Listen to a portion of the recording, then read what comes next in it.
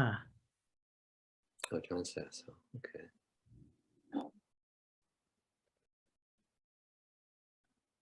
Well, Nora's usually on here early. maybe she fell asleep watching 60 Minutes like I did last time. Not 60 Minutes. World News Tonight with David Muir. Well, why don't we begin? We have a lot to do. All right, we'll take attendance to start off with. Ronacini. Yes, here. Okay, Mark Doxer. Here. John Parsons. Here. John Sasso.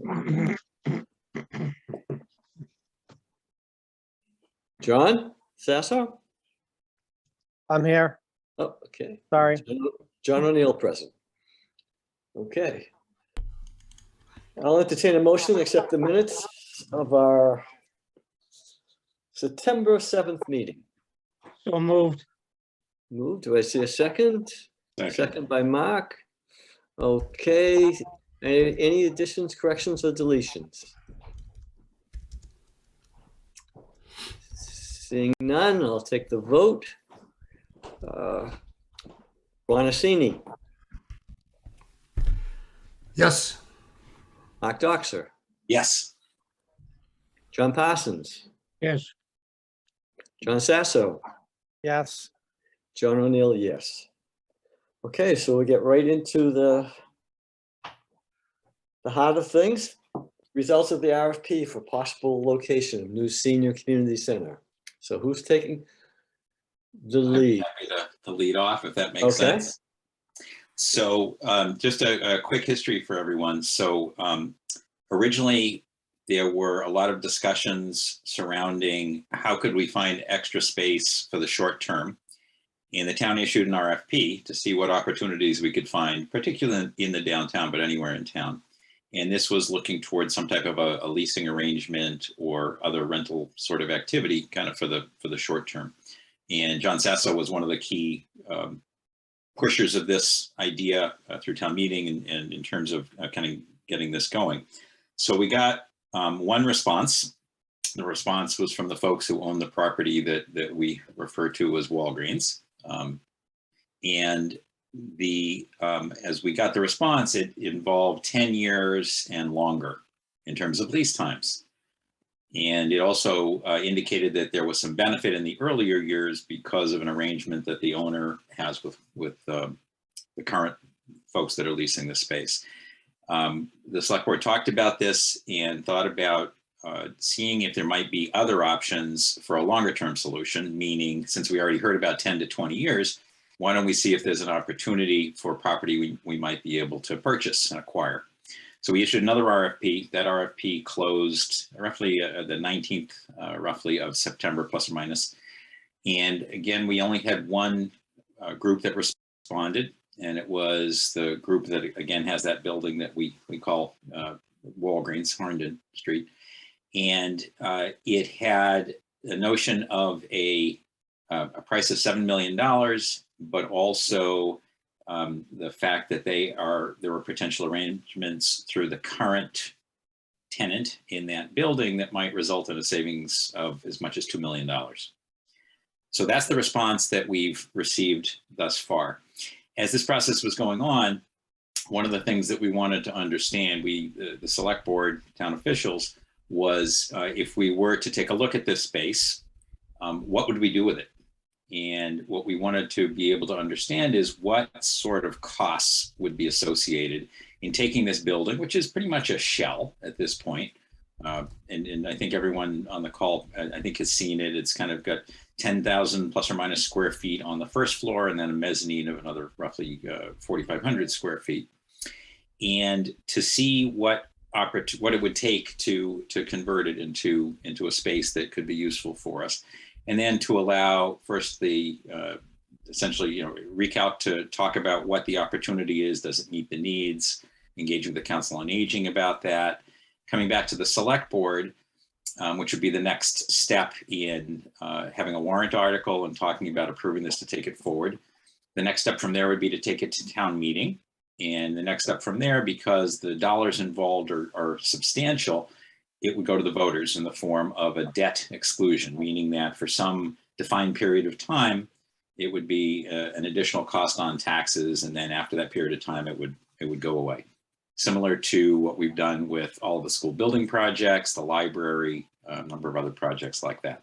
So where we are right now is that we've got the response to the RFP. An architectural firm that has experience with senior centers has been engaged to help us with the discussion of what we might want to do there. And they're largely guided by us, we being the town at this point, in terms of what is it we're looking for. And then thinking about that in terms of how many people, different types of activities, multiple things going on at the same time. And then to look at how we might utilize that space to get an understanding of potential costs. So, Recalc, many members have sent information forward. I know Jenna and team have put together some ideas also and some thoughts on what might happen there. The Council on Aging is in process working on that as well. And the goal is to be able to better inform this architectural firm to help us with these rough order of magnitude costs so that we could, if we decide to, take this forward, select board, town meeting, voters. And so that's kind of where we are right now. The select board did close the warrant for town meeting, and we had to either put something on there or not that related to this property and this opportunity, and the board elected to put it on there. The specifics, the final discussion of what might go to town meeting has not yet taken place. It obviously has to happen before town meeting. And there is always the option that we may not be quite ready to get it to town meeting, in which case we could probably defer it a little bit in time. Just thinking about kind of process-wise for a second, there is an election in April, is it late March, early April? I think it's early April. If there were to be a town meeting, potentially a special town meeting that took place perhaps in January, I think that would be enough time to make that happen also. And whether or not the property owner would be willing to work with us in that way is kind of a little bit to be determined. That's sorry, that's a lot more than I thought I was going to say, but I thought it would give a pretty good overview of where we are.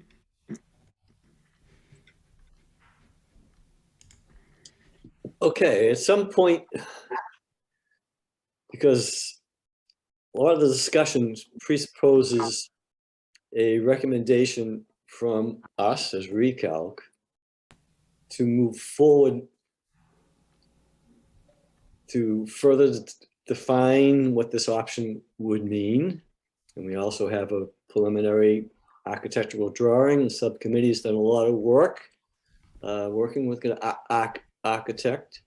I don't know if people want to open up the discussion by someone making a motion. What's the will of the group? John Sasso. Yes, John.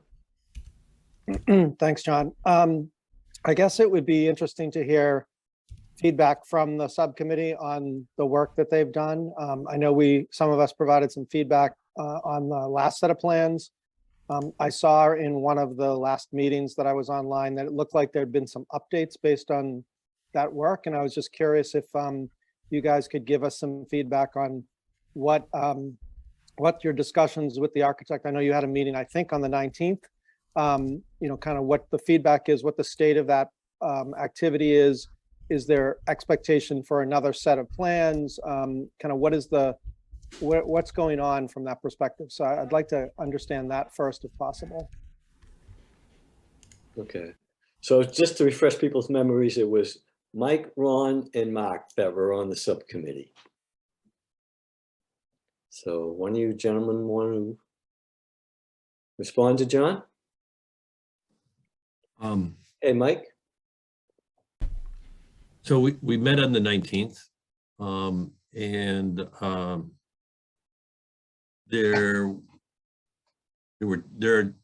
I've seen two sets of drawings from the architect of what they might do with the space. They also talk about parking in the neighborhood, and these are, how best to describe it, they're to scale drawings, but they're sort of just idea drawings. They have not really done a great deal of work to lay it out and worry about structure or anything like that. Yeah. Um, By that, you mean they wouldn't build from this actual? right. Right. And the second set of drawings that I saw tried to include some early comments about needing some windows in some of the office spaces, especially on the second floor, where there's no windows in any of that space at the moment. And nobody's really determined whether putting in windows is reasonable, expensive, any of that sort of thing. And the committee looked at those drawings and tried to match up from the needs things that we had from John Sasso, Council on Aging, and our discussions about all the activities and roughly the number of people that we're talking about and where that would fit in the drawings. And there are matches and there's shortcomings. It's not an ideal building for all the things that we would like. There's no gym for pickleball. There's On the roof, Michael. So, but the other side of it is that it's really a pretty attractive alternative, and I think what we would want to do, and I don't know how this goes forward, but with the survey results coming, sometime, we would want to work with the architect to really fine tune any design that would come about, and try and make sure that things like computer room and the library are not co-located, and some other things, and work on some of those details about and offices, and decide whether this is really the best place for offices or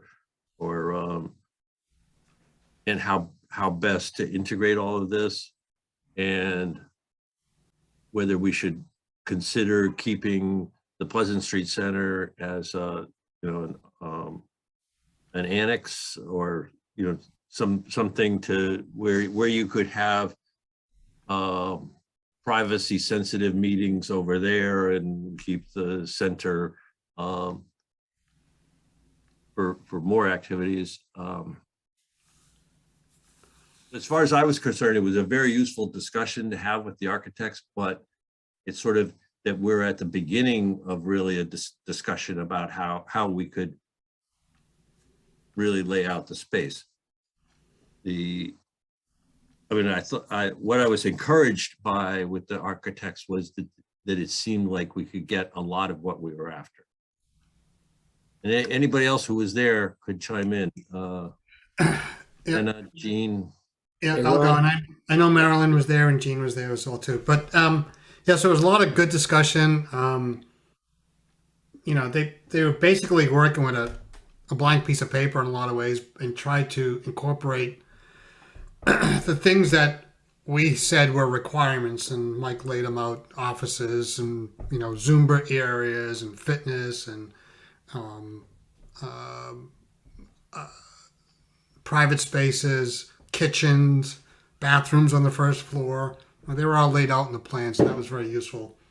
They also went through some details how they could divide up the area and make it as soundproof and acoustically, not soundproof, but acoustically acceptable, especially for the elderly people who were, they get too much noise for them sometimes could be very distracting.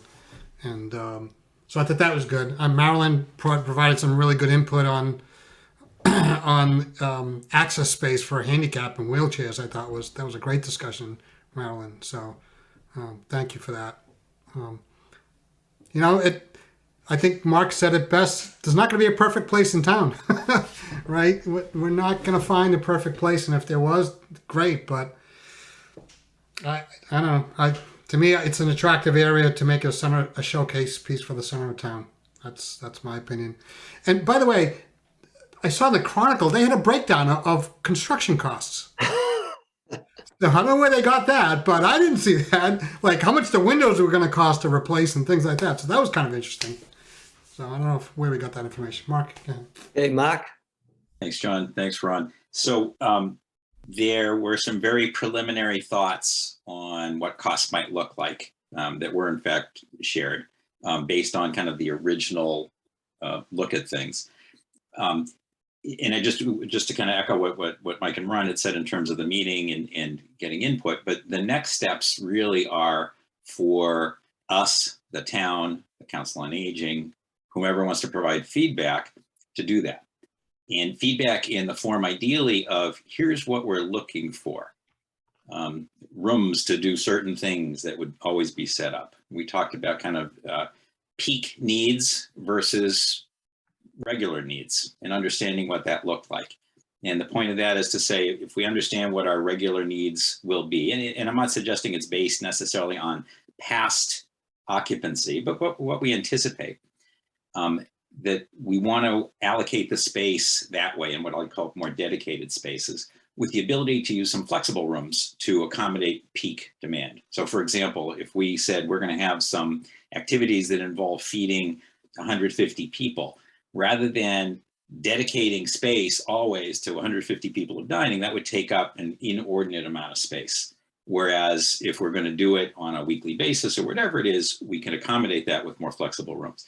The architect is waiting for us collectively to give them additional feedback. Here are the needs. Here, even if there are particular concerns, and Ron, you mentioned, Marilyn talking about wheelchair access and things like that, to define how that works. And they actually have decent familiarity with that and offered a little bit of commentary, but they can come back to us with more thoughtful commentary on it as well, so we understand it better. So it's on us to kind of give them additional feedback.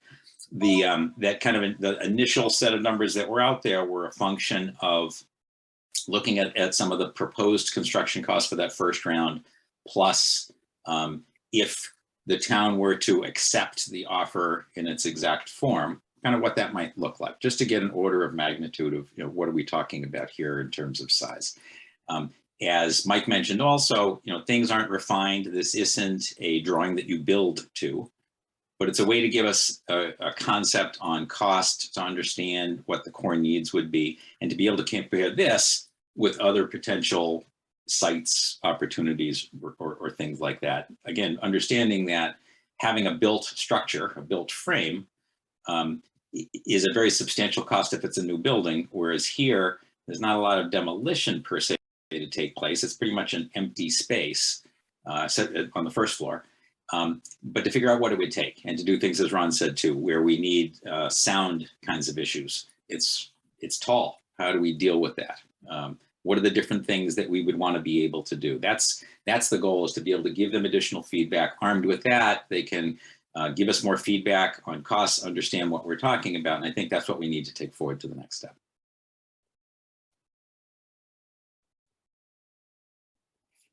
Format for the feedback. You're not suggesting that we're doing it like at this meeting, Mark?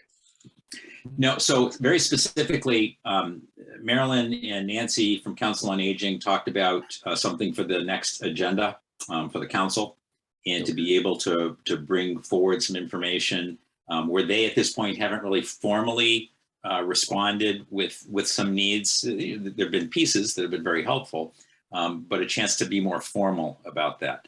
I think tomorrow at noon at the Pleasant Street Center is a lunch and learn session, which specifically will be to kind of share the current thinking and ask for feedback on it. And again, this is really an opportunity to craft what we want to do and what we think is really important. And I want to come back to Ron. You hit it head on, and I said it head on. there isn't a perfect space or perfect opportunity. We're not going to be able to get everything, no matter what we do. And I think we just need to kind of start with that. But there are needs that we need to take care of. There are some wants, and we need to be able to go through that wants list and see which ones, you know, we can accommodate, whether it's here or anywhere else. And I think what these RFPs did, what the opportunity did, is if we go back to even the start of Recalc and way before, the hue and the cry has always been, what is going on with Walgreens? Why can't we have that building? Why can't we do a senior center at that building? And then, you know, the town pursued it, and interestingly, suddenly, discussions started, and those discussions, you know, are an opportunity for us to consider. And if we find it's interesting, great, we can pursue it and you know, see what type of an offer we might make. If not, and we can look at some other options. I think one of the advantages of Walgreens, and disadvantage is it's happening quickly. The advantage is it's happening quickly. Okay, Like a dog was going Marilyn's to. had her hand up for a while, so I want to let Marilyn and then John Sasso. Okay, Marilyn? Whichever order. Am I next? Yes. Thank you. I thought that it was really useful to meet with the architect as well. And there's certainly positive things to be said about the site. It's bigger. If it's done well, it certainly has the potential to be more mobility friendly. Good things could be done. Parking is still huge. I actually had an epiphany going through Reading Square yesterday and said, you know, because I'm frankly falling out of love with the site for a bunch of reasons, and I may change my mind again, but what hit me is, you know, if we bought the place and turned it into a parking garage, that would solve so many problems for Reading. Woburn did this. They had a block that basically burned down, a cafe caught fire, and it knocked out a 100-year-old, what used to be a movie theater or even a vaudeville theater at one point. And they just raised it and they made a parking lot in Woburn Center, and it's wonderful. You know, it's something Reading might want to think about, because I know parking is a huge problem for the whole town.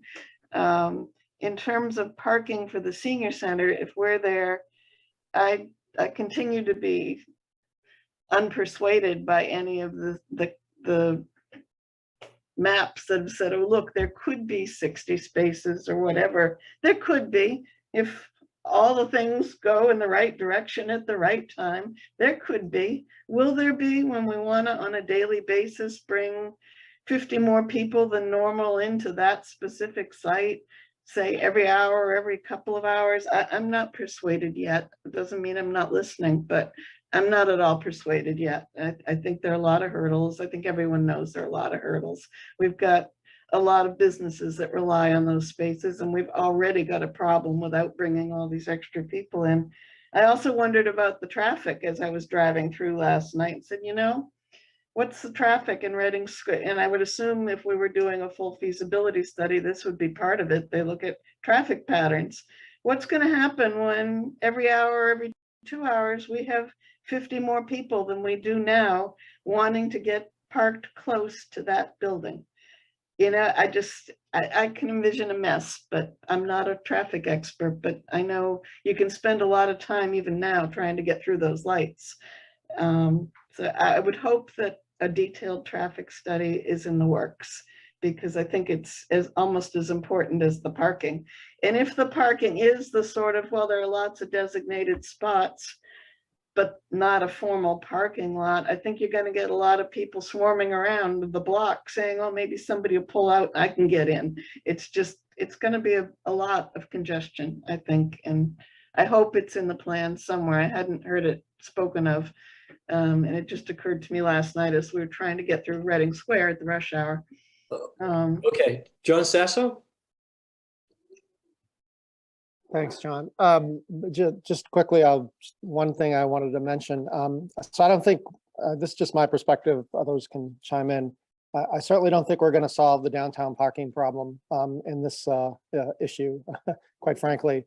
But I do think there's something that we can do that has been brought up both by the original UMass study and from things that have come both from Elder Services and COA, and that is just transportation in general.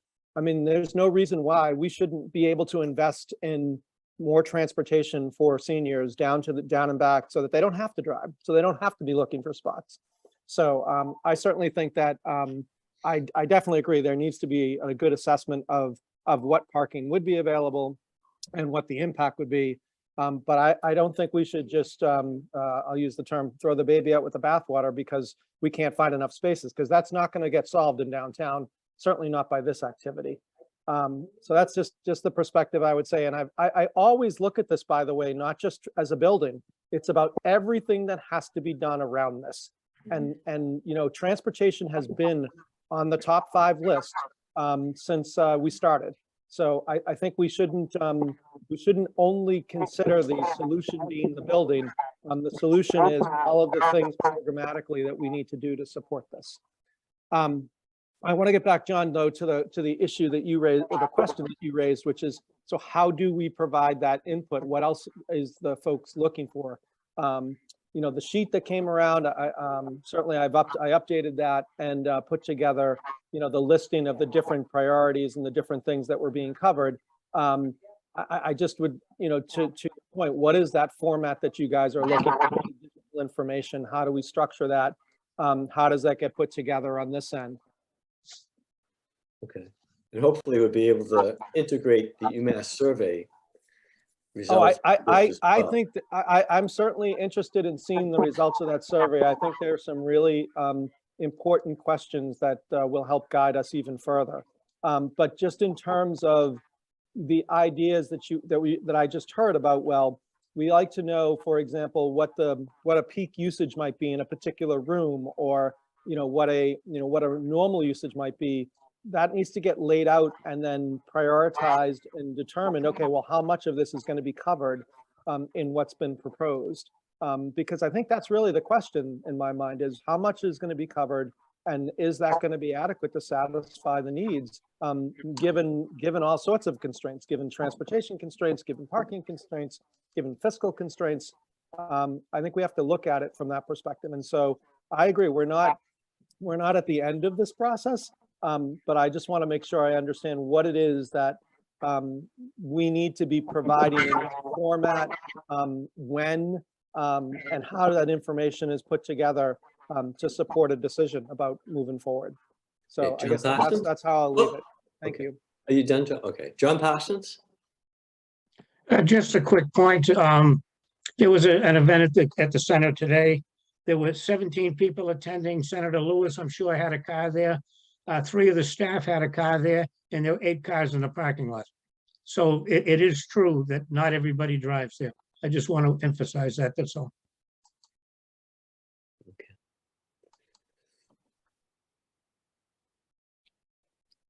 Well, I think,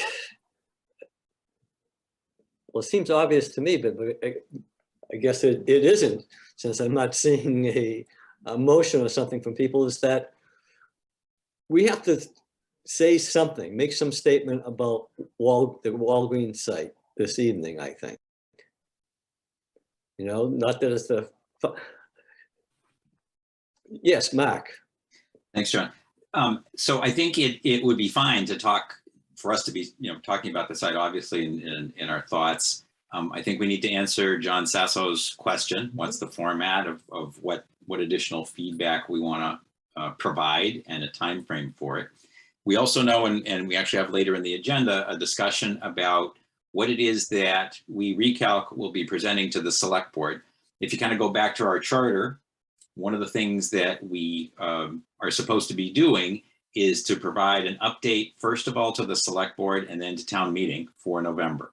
So those were kind of built into the structure of what's going on here. And I think it would be great for Recalc to kind of synthesize the information we already have gathered through a lot of the benchmarking and other activities.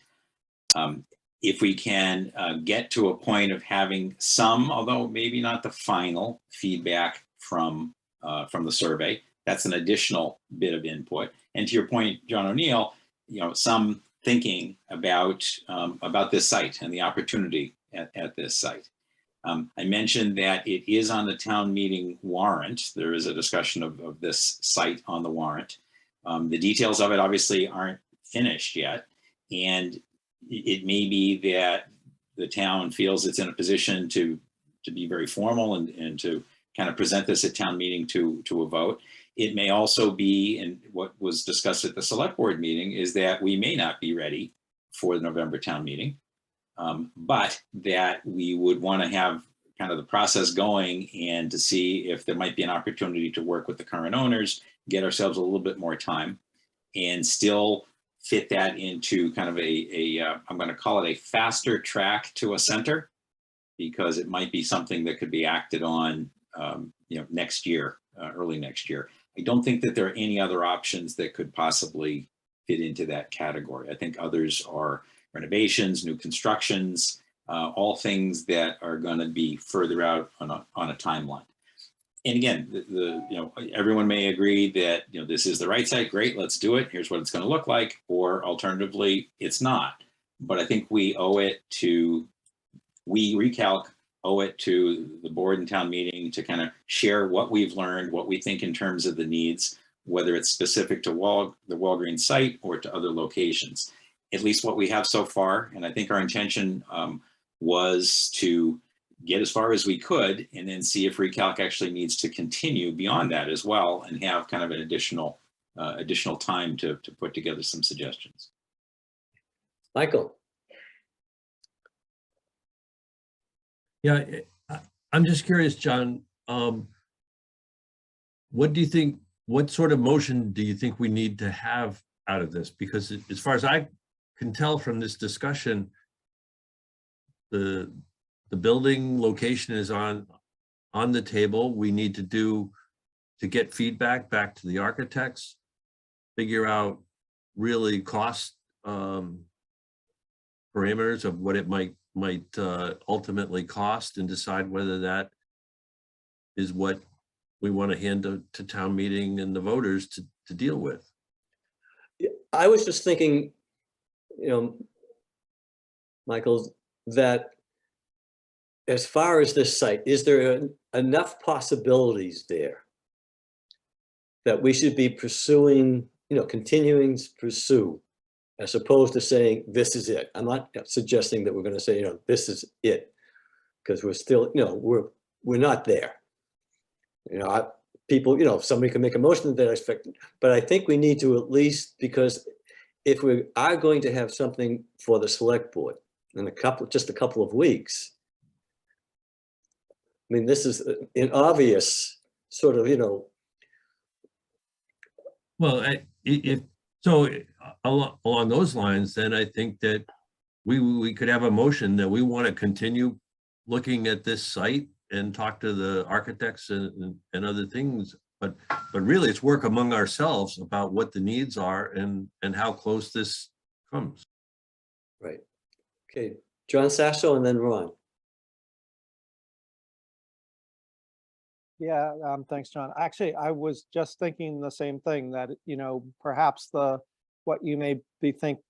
I think we might be capable of this evening is exactly that. Put together, if you want, a motion on the table that says, we don't see anything at the moment that would disqualify us from moving forward, and that we do in fact want to continue to pursue investigating this particular site, the option that it presents, the issues that might be that need to be addressed, investigating costs, so that we can, come to a decision about what gets presented. So I think I would be certainly in favor of that approach, if that's something that you think we need to come out of here with. Just as an aside, before I go too far, I just had one other quick question. Somebody had asked me this the other day, that obviously we've been working at this from a Recalc perspective. Has anybody from the Permanent Building Committee looked at this at all, or had any input on what we've been talking about? Fidel, do you want to address that? Yeah, absolutely. So the answer is yes. So the Permanent Building has looking at it. The bylaw in the permit with regards to new buildings is kind of is written in a way that permanent building committee would have to be involved, right, in the renovation. So that's not negotiable. Any building project that's above $1 million, the permanent building committee is the body that basically runs the construction process. How it would basically be exactly the same process as we're doing for the Killam School, right?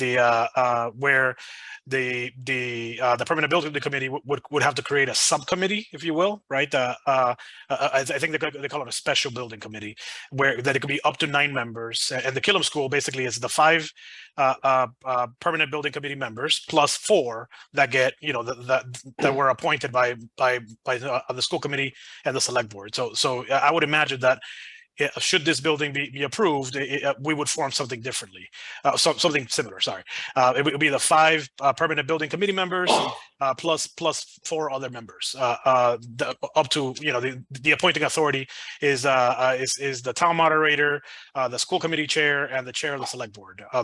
That's the appointing authority. So to answer your question, they've looked at it. We actually have a meeting on Monday where it's pretty much going to be the only topic on the agenda, October 3rd, for the permanent building committee. But the permanent building committee isn't really engaged, if you will. They're not activated until there's a project. We're bringing it to them, but they don't have to take action until the funding is there, and that's how the bylaw is written. That like once a project is funded, then the building committee gets involved. All right, thank you for that. John, like I said, it's up to you. I'm certainly, I let Ron chime in here, but I'm happy to put a motion on the floor to continue to pursue the activities of the subcommittee and our feedback to the architect on this activity. So it's up to you. Let me know. Yep. I'm happy to present that. I'll take that as a motion, John. Thank you. Okay. And is there a second so that we can continue discussion? Mark? And Ron, you had your hand up anyway, so you want to? Yeah, so yeah, I second the motion. I think it's a great idea, John. I just want to make sure, back to our charter, are we supposed to consider costs of this as well too? I didn't think that was our charter really. Our charter was really to find a building or find something, identify the need of the community, and pursue something. But I didn't think it was our job to come up with cost analysis and cost considerations. Mark, Jean, Fidel, can you clarify that? I don't know. Nope, you're on mute. I'm going to look it up while you guys are speaking. Okay. Can I just? Thing and That in itself is a huge task, right? So, Hey, Rod, can I just chime one quick thing into Yeah, that? sure. While we may not necessarily be responsible for considering cost from the perspective of, whatever these things might be, I do think one of the things that's in our charter, because it is considered part of what the UMass folks found out 5 years ago or more at this point, is affordability.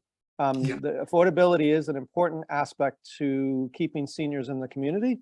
And I think we have to be cognizant that anything we do, that's why I keep saying it isn't just about the building, but all the things that makes this work. If we come up with this great building and it's going to cost people more than they can stay in town, then we've failed.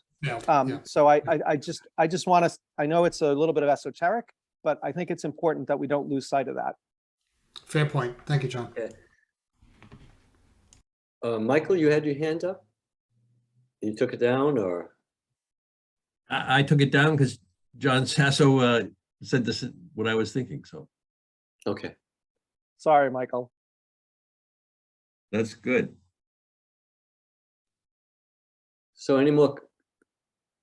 Oh, hey. Okay. If I could, John, so to be specific, this is the charter.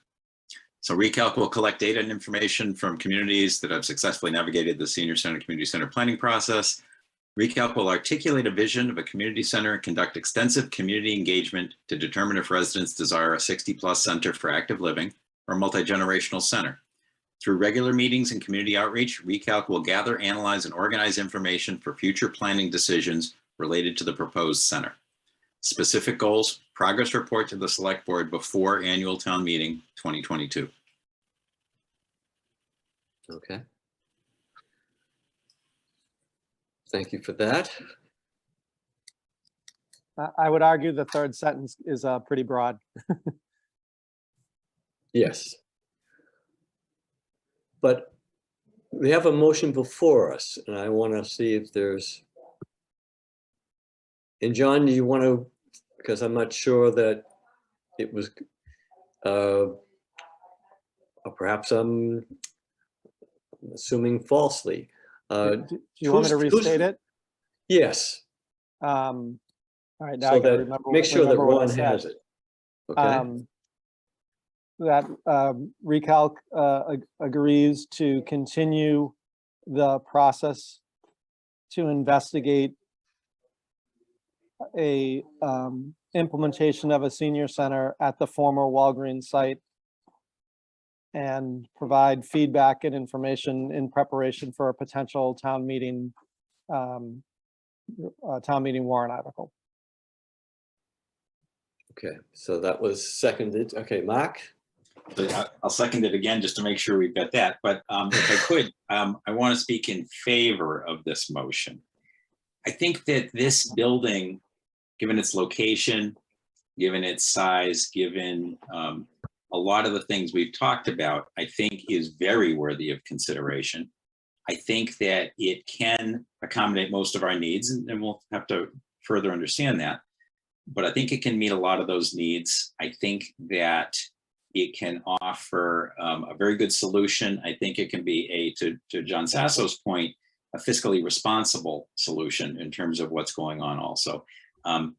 Can't talk about the specifics of exactly what the initial offer was from the current owners, but we want to better, the select board wants to better understand that. We have, our next meeting will have in both open session and then in executive session some more discussions about this. But I think it could offer a great opportunity. I think it could offer it in the nearest possible time frame as compared to new construction. I think it can accommodate both standard needs and peak needs for many things. I think certainly the needs, and I think many of the wants, but not all. I think that there are some areas that do need a lot more exploration, and parking will continue to be one of those. And I think the point John Parsons made too is a very important one, and Ron and John Sasso also, that it's not just about parking, it's about people being able to get there, being able to load and unload comfortably, safely, accessibly. And I think that we've seen some ideas for what that could look like. And again, it requires further work, but I think that those are all more than possible. I think that they're doable. And I know Marilyn had a comment that, which of these will happen. I think that there are ideas that we may be able to dedicate some parking spots or stickers or things like that. How we might use the Pleasant Street Center parking in addition to this area can certainly be discussed and considered. I think that there are so many opportunities at this site that it really behooves us to take it forward, basically in a time frame that would allow us to potentially have the town consider it and secure it. So I'm very strongly in favor of this. Thank you. John Sasso and then Michael.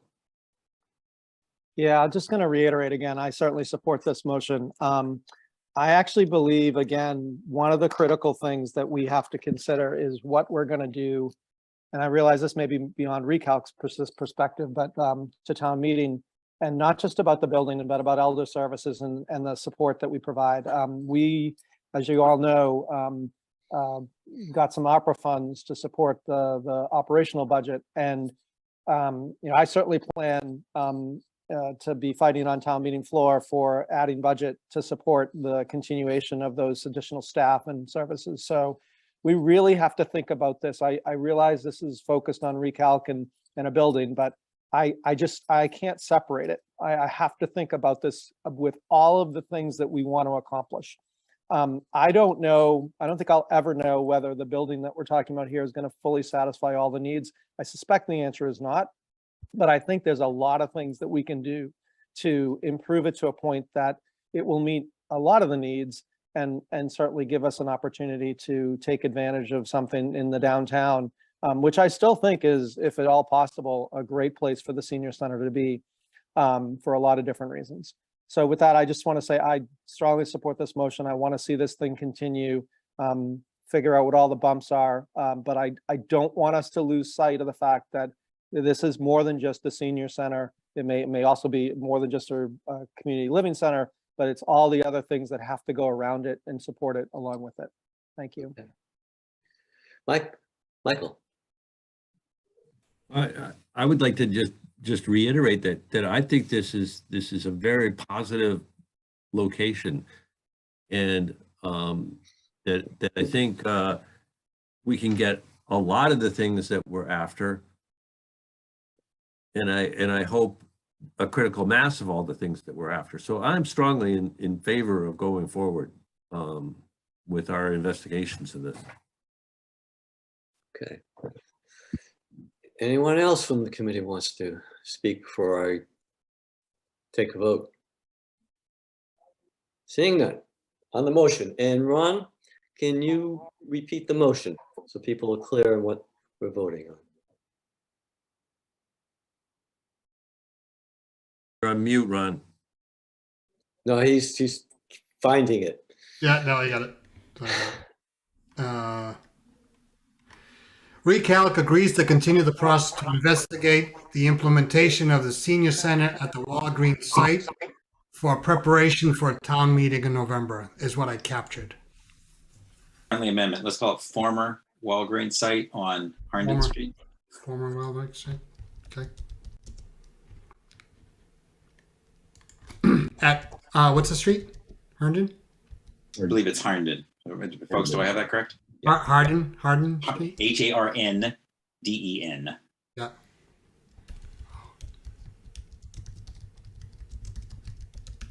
Okay. So seeing no other hands, we're ready for the vote. Michael Coltman. Aye. Okay, Mark Doxer. Aye. John Sasso. Yes. Nora Bucco. Yes. Ron Assini. Yes. John O'Neill, yes. Did I call John Sasso? I'm sorry. Yes. You John did. Parsons. You did Sorry, call sorry. John John Parsons. Parsons. Yes, okay. So, I will vote yes as well. okay, sorry about that, John. No problem.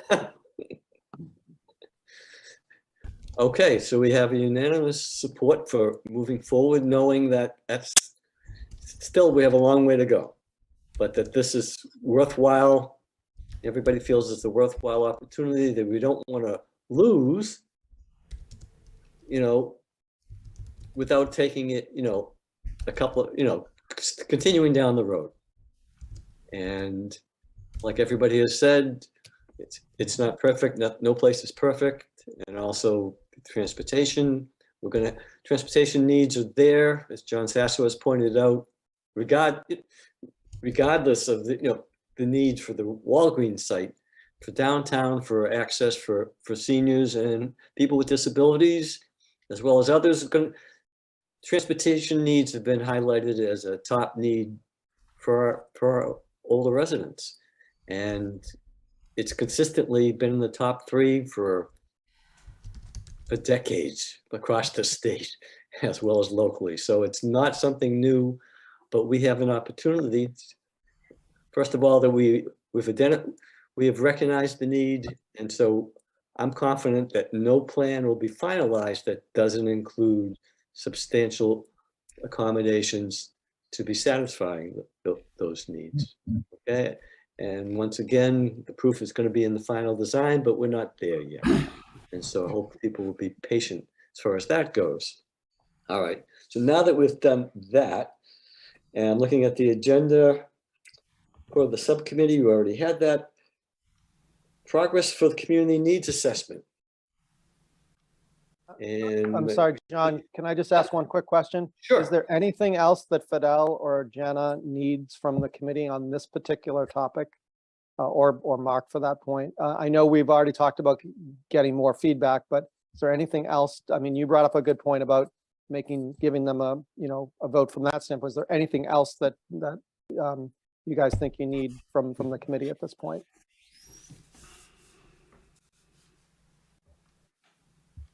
Mark? Yes.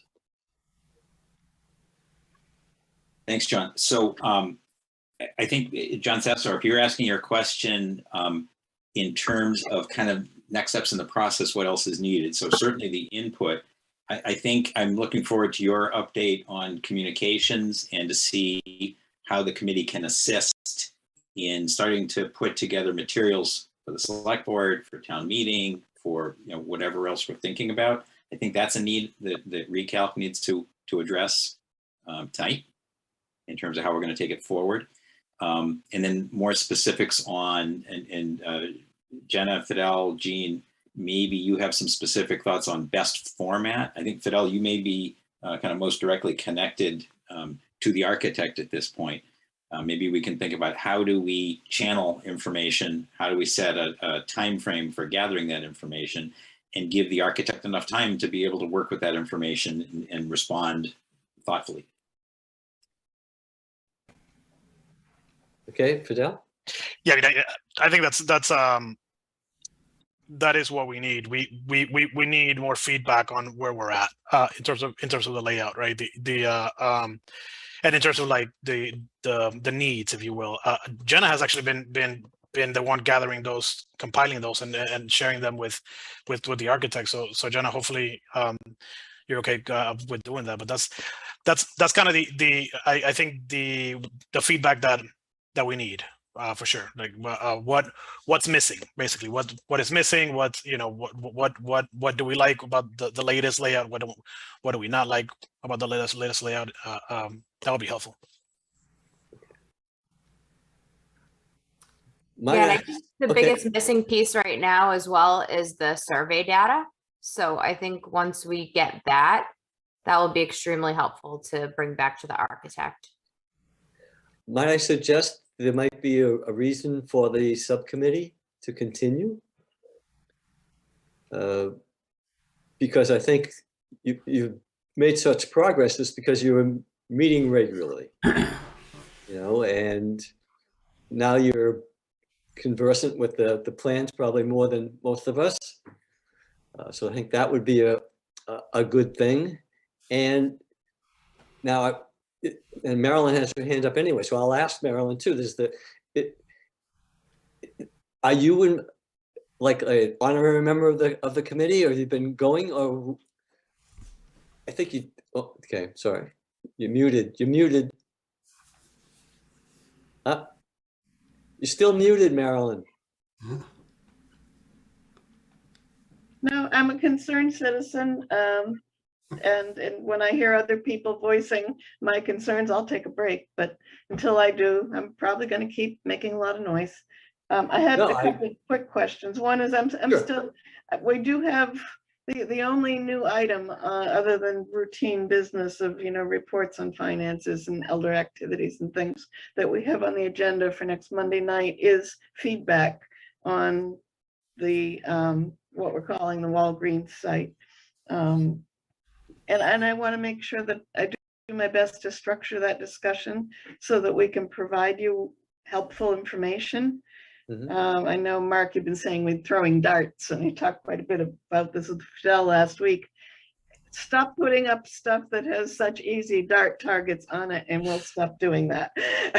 Frankly, that's what's going on. You put up something that we were all set to say, yeah, that makes sense. And we see some blanket statement about, oh, that'll go away. And, we're coming for it. So, and I know part of that is we've got a ways to go, but that's what happens. But I want our discussion to be useful. We had 4 people who met as a informal group to work on drafting our thoughts, and there have been 2 more versions since then, and we're going to discuss it all next week. But we got a lot of stuff floating around. I want us to be helpful and to try to move it forward. It's, to my mind, what would help us, and I think the whole group, move forward, is to have a better understanding from someone who actually is an expert in building design for elderly people, and this is probably someone who's an ADA expert or a universal use design expert. Michelle Klopper certainly comes to mind. I know you're familiar with her, Mark. I know she's consulting on the recreation stuff for the town. She's delightful and she's really interested, but if not her, someone else that's got the same skill set. Because frankly, I don't feel competent. I take the shreds of knowledge I have, and most of it comes from pushing my dad around for 12 years in a wheelchair. But that does not make me an expert. It just makes me speak from my own experience about inadequacies. I would love to see someone who is an expert guide us on what we should be thinking about. I know our architect has some limited exposure to working on senior centers, but it's some and it's limited.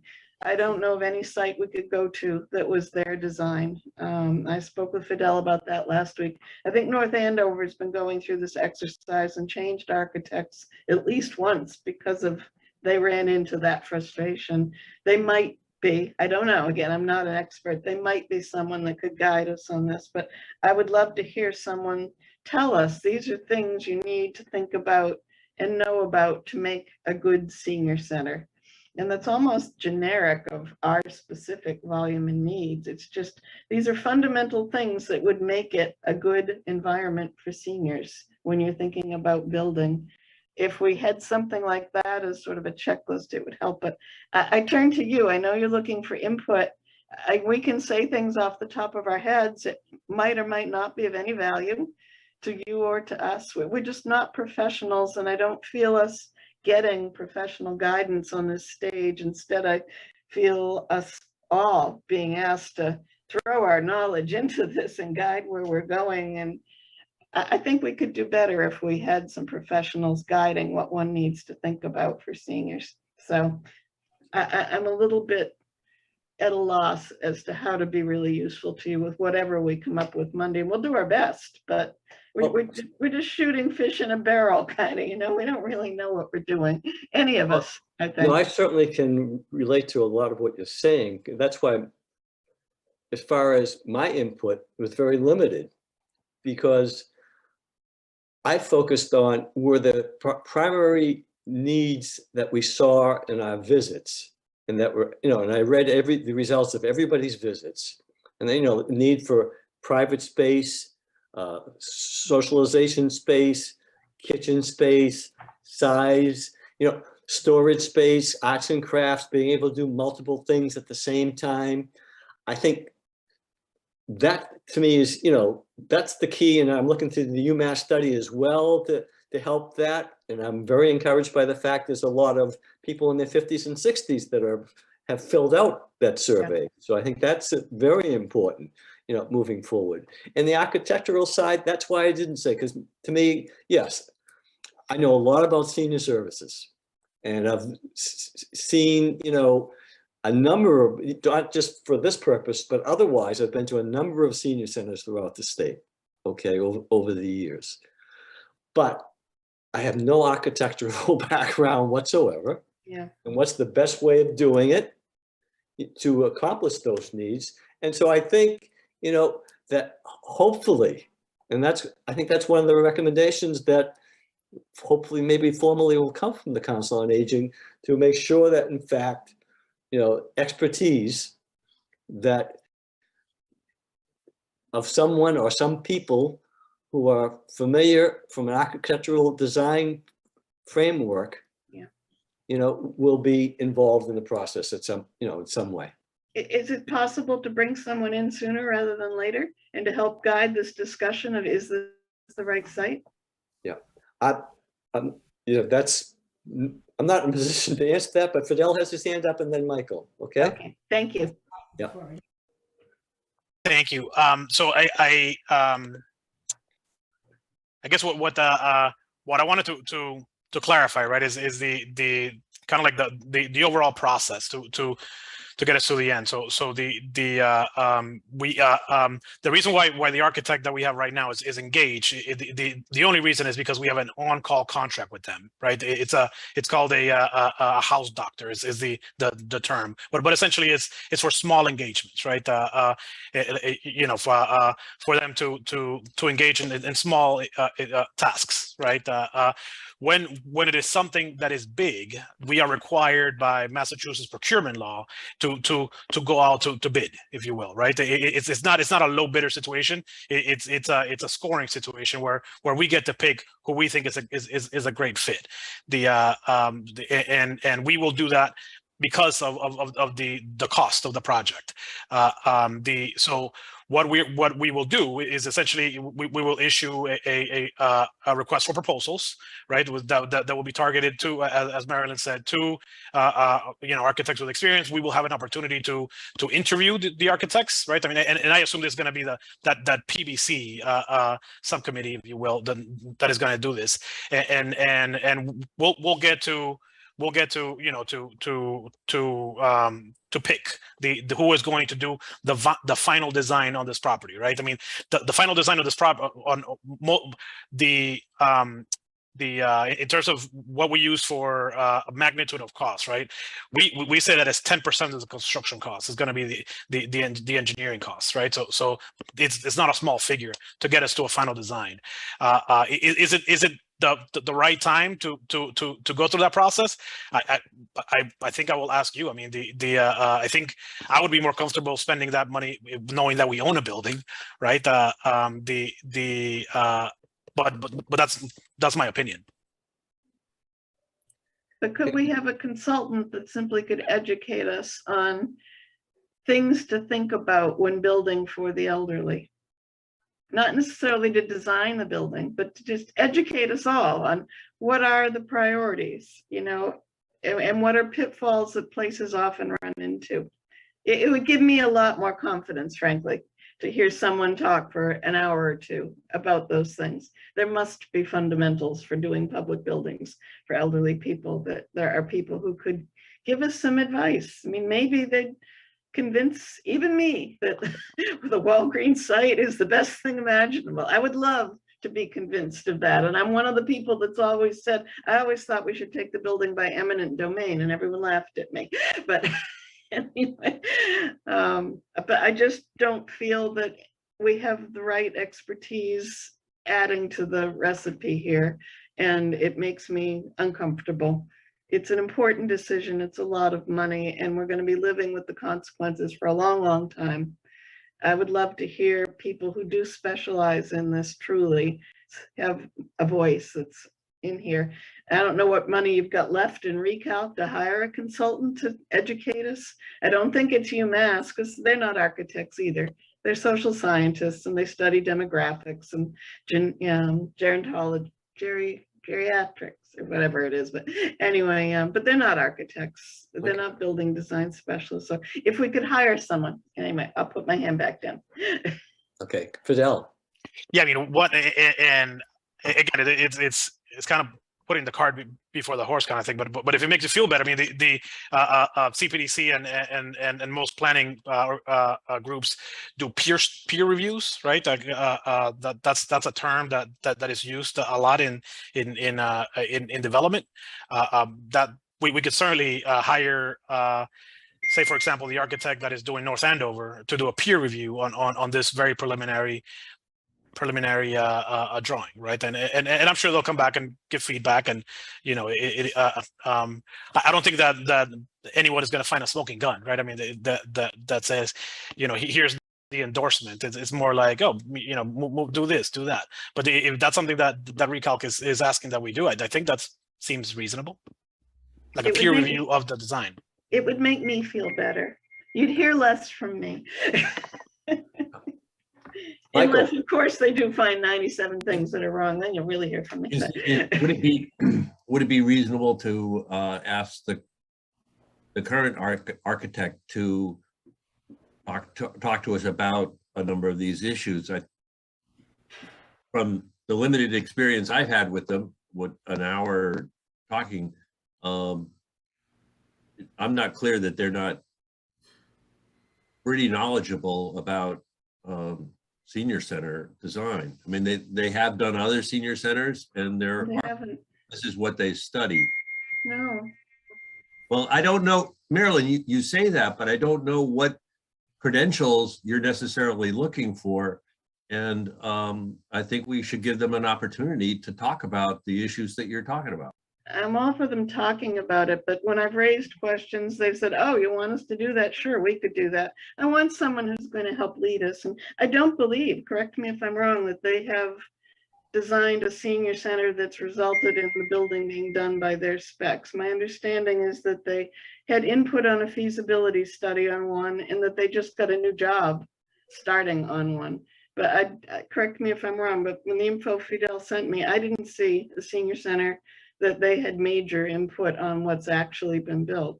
If there is, I'd love to go see it. I'd probably feel a lot better.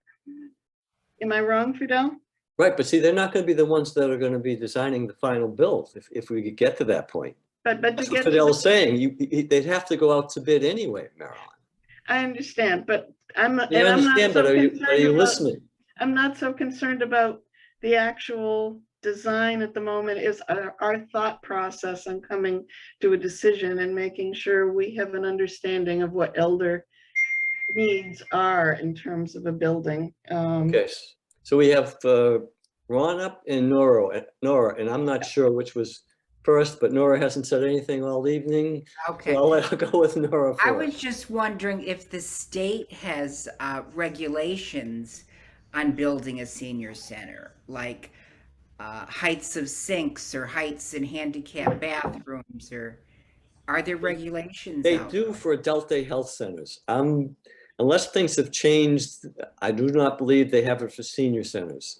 There are national standards if you want to get certified for a National Association of Senior Centers.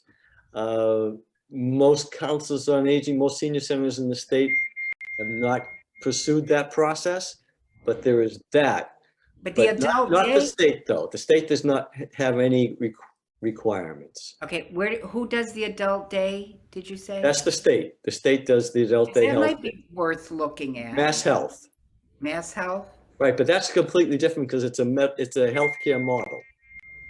So that's why there are definite standards that have to be met before you're going to get reimbursed. So that's why the state can step in there, because they're going to be the ones who are going to be paying for the service.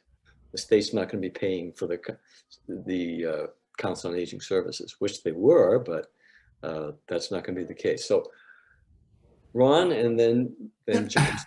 I think what Marilyn's asking, and I think we're getting hung up on the architect, but I think what she's asking is we need a consultant to help guide us what we should be looking for. Yes. And maybe that's a good point, right? I mean, like, we're not experts in this, but there is an expert. I would assume there's an expert out there. They don't have to be an architect. They just can be a consultant that comes in and says, have you thought about this, and that, and help guide us into things that we should consider, and say, prioritize what must-haves and high wants and all of that as part of the consulting part. Just a consultant, I think, is really what you're asking for, Marilyn. Okay. Yes. John Thank you Sasso? for clarifying. Marilyn, please. John Yeah, no. Sasso? John? Yeah, sorry, John. I'm just curious. I'm wondering, when we think about this from an architectural perspective, are we thinking that the input we might get would disqualify what we're trying to accomplish? Or are we thinking that this would provide some specifics? You just raised a good point, like height of sinks. Okay, that's might be something that's relevant, but is it going to impact kind of this first, what we've all agreed is a first blush kind of high level review of, are the needs of this center, the needs of this, of our center going to be met by, the space that we have available effectively. So I'm not disagreeing with Ron or Marilyn that a consultant wouldn't be a great addition to have in terms of guiding us on some of these questions. I wonder that, to Fidel's point, whether it's something that really is necessary at this point, or if it's something that, for example, they might say, well, geez, you need to have 3 inches of foam under the carpet for various reasons. Okay, well, that may be true, but does that really impact, the way we're going to potentially lay things out to begin with? And again, I don't know the answer to this question, but I guess I'm just thinking that, we have to understand that priority question. What is this really something that we need to do now, knowing that it is something that, at least I've heard in the discussions, that we have to do and we will do as part of any more future discussion, should we actually go down the path? So I just asked that question. It still may be worth, hearing from someone that tells us, oh, geez, these are all the detailed things you should be aware of. But I would be curious after that conversation, how many of those would really impact what we're trying to do today, anyhow. Thank you. Okay. Any other member who hasn't spoken would like to address it? Mark? Thanks, John.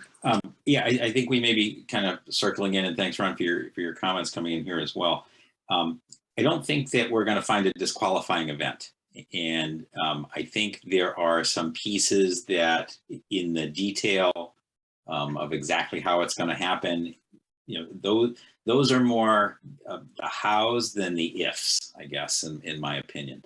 And I think those are important, but I'm not sure that they help us today in terms of where we are in moving forward here or not.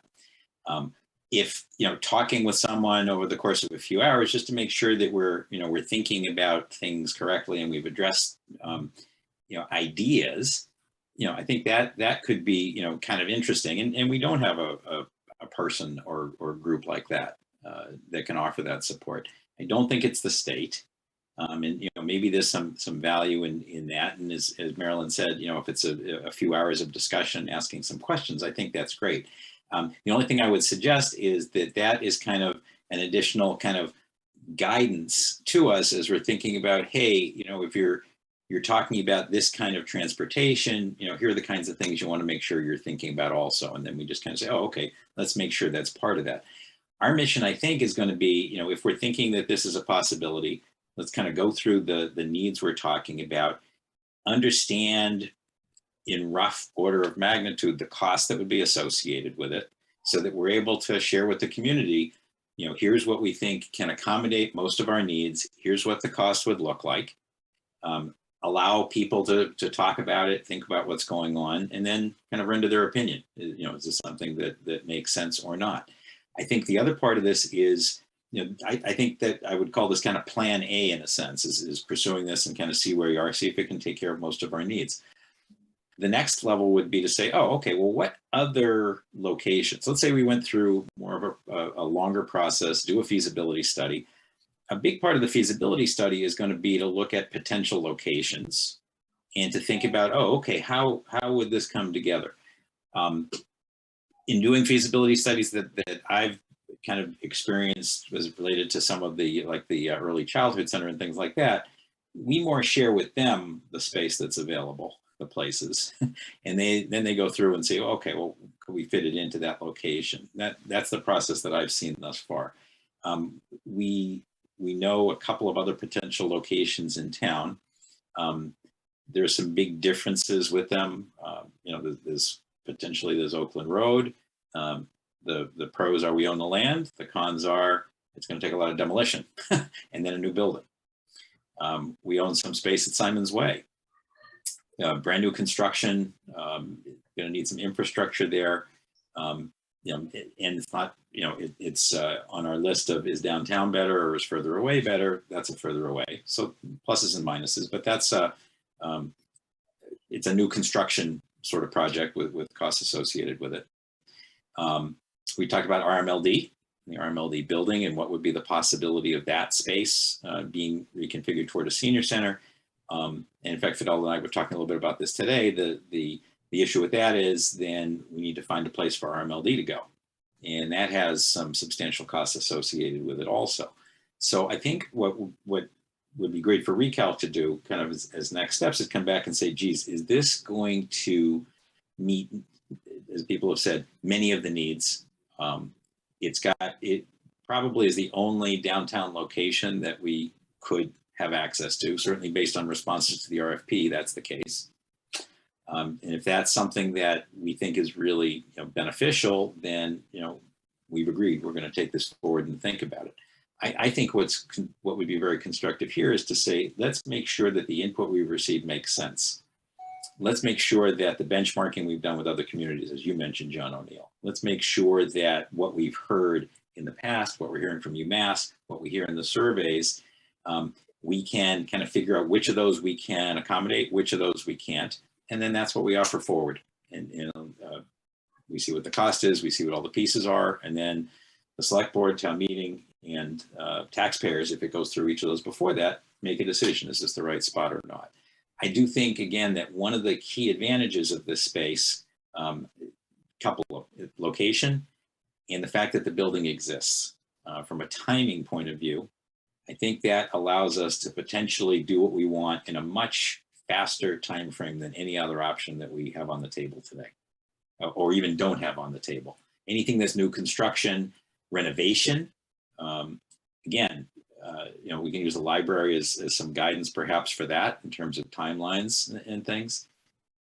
This is very worthy because I think it can meet a lot of needs. I think its location is great. I think that we would go to a next step, certainly as Fidel said, of going through our request for proposals to get an architectural firm that's doing detailed drawings, all the other pieces before we would go toward construction. So I can see some value, Marilyn, coming back around here for a second in talking to some folks, and it may be, frankly, other communities have some resources that we can tap into also, and that may be really helpful to us in talking to those folks, especially those that just recently did it or are in the process right now. So maybe that's a good way to do it too. Okay, knowing that we still have a number of things on the agenda, is there a motion going to be forthcoming at this point from any member of Recalc?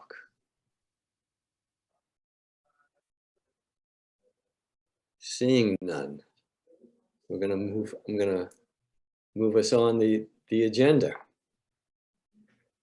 The community needs assessment. Nope. Right. Jean, are you going to handle that?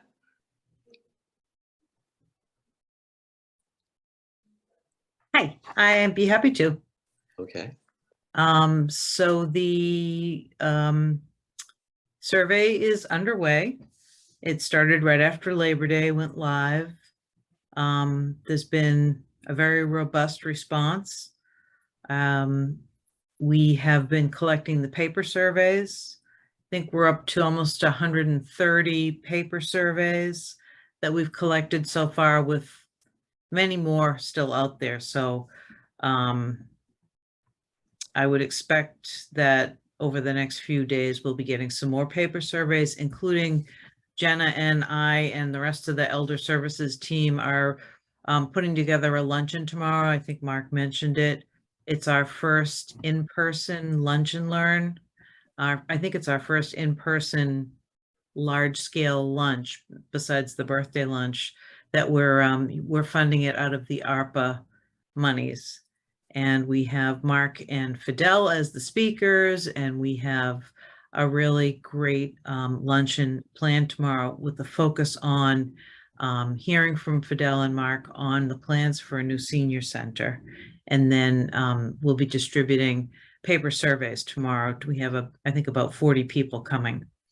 So I'll be running around and doing a lot of the fun stuff, setting things up and taking out the trash, as I mentioned. No, it's a joke. But anyway, we're looking forward to that as sort of the last effort to get more surveys, more feedback, more input, more discussion from those that use the Pleasant Street Center. So I think that will be exciting. And then on Monday, UMass is going to come and pick up the paper surveys, and the survey closes on the 30th. And UMass will begin to do the data analysis once they have all of the materials effective Monday, the paper surveys. As I say, I think it'll be several hundred that they'll have to manually go through and collate along with all the other electronic data. And we have 2 tentative dates for UMass to appear before the select board in November at their current meetings. And so those are November, I think it's the 8th. Let me make sure I get it right. Yeah, November 8th is one possibility. And if that isn't workable, then it's November 22nd, which is Thanksgiving Eve. That UMass will be providing the analysis and report to the select board. And you might remember that this group, we spent a lot of time discussing when we should do the survey. And when UMass came last spring and talked about what work they were going to be doing, we had a lot of discussion, the board had a lot of discussion about, did it make sense to do it in time for town meeting, or did it make more sense to do it after Labor Day and not worry about having all this information for town meeting? And I think many of you were, hopefully everyone will remember that conversation, and it was decided by Recalc that we would go with the UMass recommendation, send the survey out after Labor Day, take the time that we need, let the consultants do their part, and not worry about town meeting as being the goal for the data analysis. So that was decided last spring. And so then, as I say, November is the goal for UMass to give the reports and provide the analysis of all the data. I think everything else people know, all the meetings we've had, all of the focus groups. So I think it's been a good process, and I'm very excited about the amount of participation we've gotten in the survey so far. Now, is Recalc going to be given a presentation at some point? That, I guess we'll have to see. It, we've used a lot of the budget for meetings, so I'll have to check back and see if that's something Recalc would like before the information goes to the select board. I could see about that. Okay, if you would. Sure. And So questions or comments? I see John Parsons has his hand up. Just so I'm clear, so the goal would be to have UMass make a presentation to Recalc and then make a presentation to the select board is what you're asking. Right. I would suggest maybe it'd be a combined meeting with up to Maryland of the Council on Aging and Recalc, if UMass is going to do it. Okay. I can't remember how many postcards were sent out, and what is considered a positive response percentage-wise for sending out postcards like that and getting feedback? I don't know. I know, in the old days, we used to use a number of 8%, but I don't know if that's still what they go by. I'd have to ask UMass. Do you remember how many postcards got sent out? 20,000. Okay, thank you.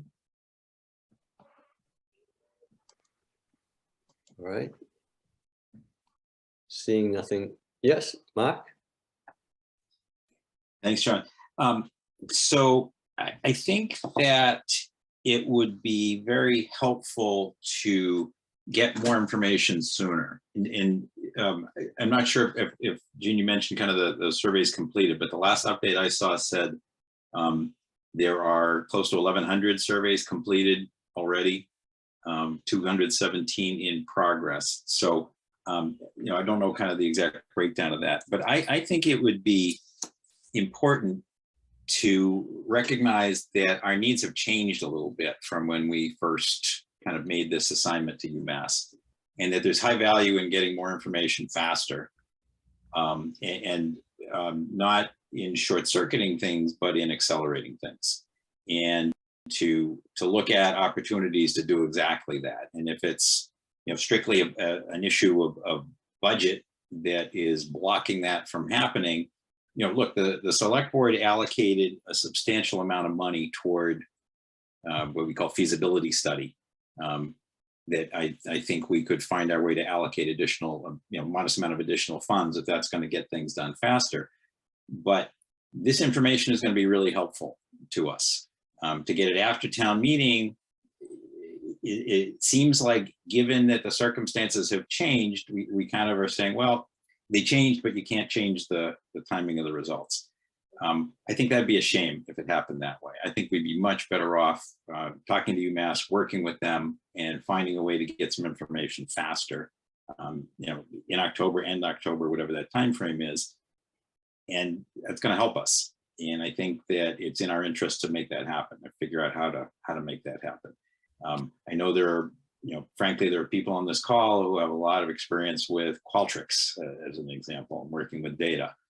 I suspect the problem isn't the online data. I think it's going to be the handwritten surveys.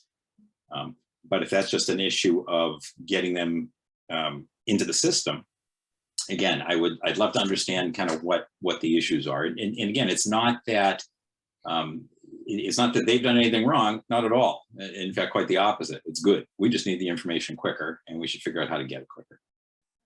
Okay. John Sasso. Yeah, so I actually have 2 points. Mark just pointed to one of them. Is there a way that we could potentially get those 130 some odd surveys into the system electronically? And what I was thinking is, we had some high school students sitting at the booth at the Fall Fair.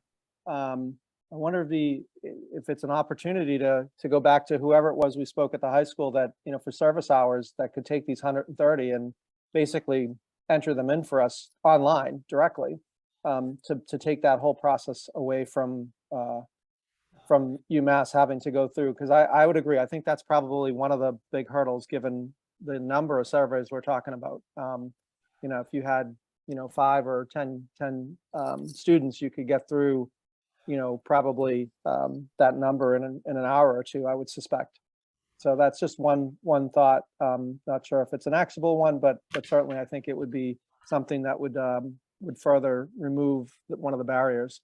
The other question I have is it possible for us to get the raw data? Could they export it to Excel and give us raw data? Because there's probably some really good nuggets that won't be that difficult to pull out. And I agree with Mark. I think we need to have some of this before town meeting. I think if we wait till after, it's a huge miss.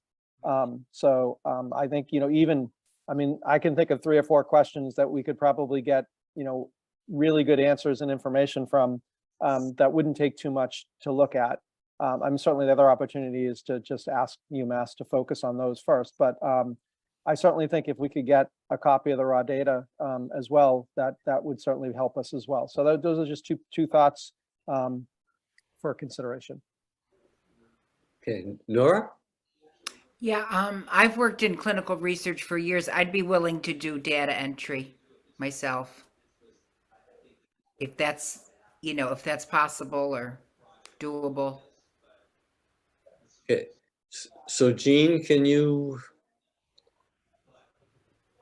relay this to UMass? So see if just to possible? clarify, Jenna and I both, and probably others on the team, have asked this very question to UMass.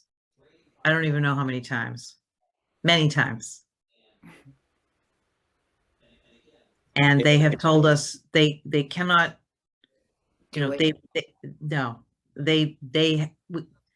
we set a scope out, we set a schedule out. The survey closes in a couple of days. We have asked. Well, maybe what, like Mark suggested, if a few more dollars might make a difference. I mean, really, for purposes, we really need to have the information before town meeting. So maybe what we could do is get a small group together offline to finally really drill down on this, because I think this is probably something, whether it's, a handful of people that want to see if there's some creative approaches here to this.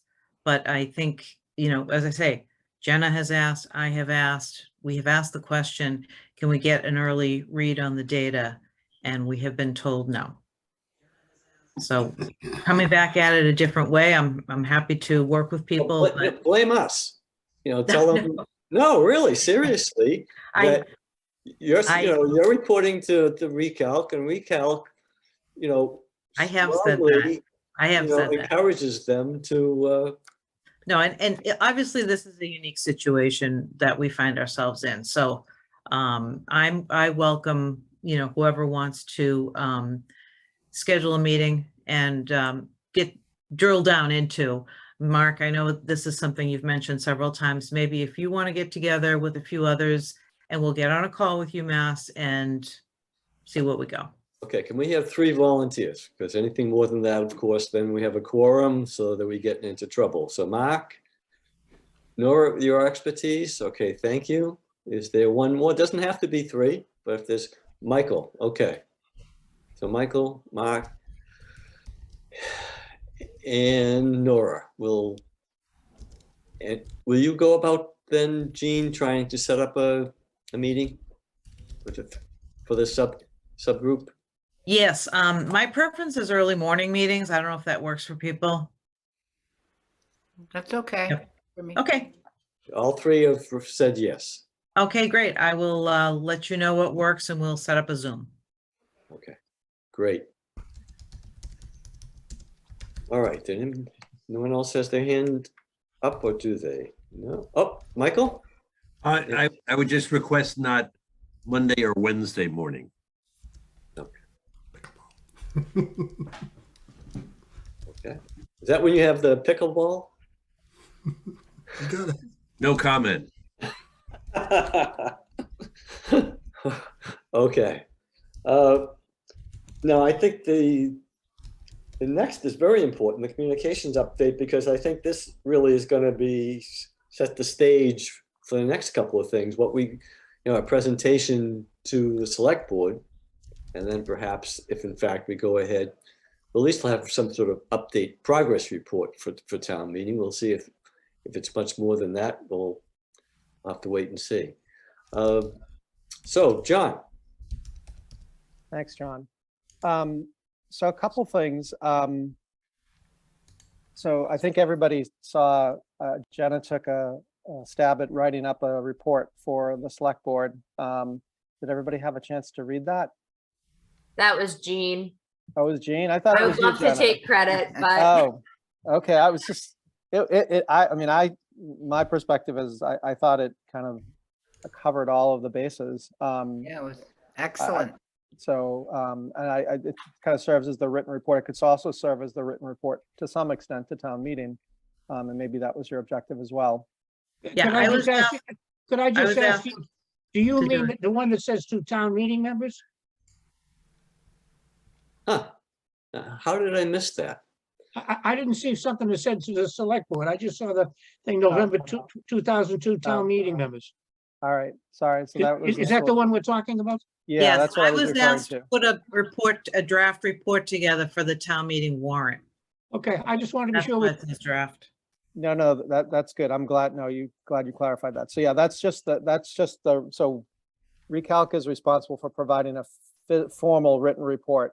I think that's all that's being done at town meeting in November is a written report. So I think that's what that document was.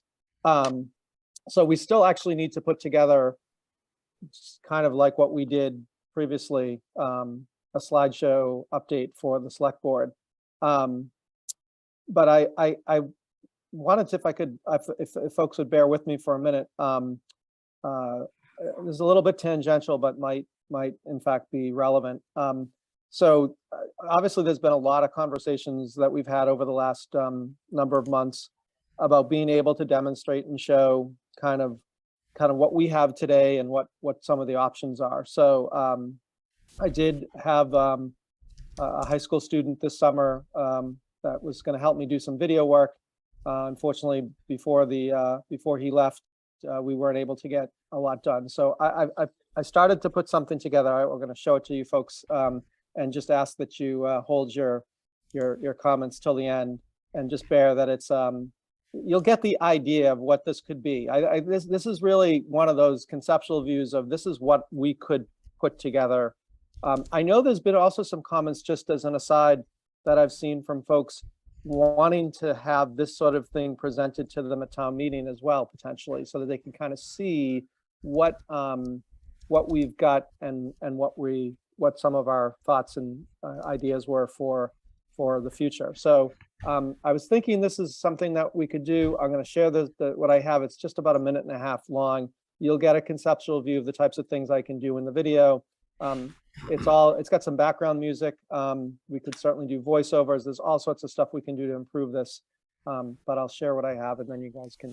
Hey, John, just make sure you share sound and and video as the box on Zoom.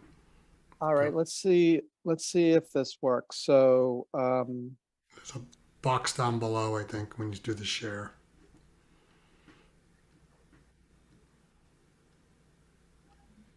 there's an audio settings.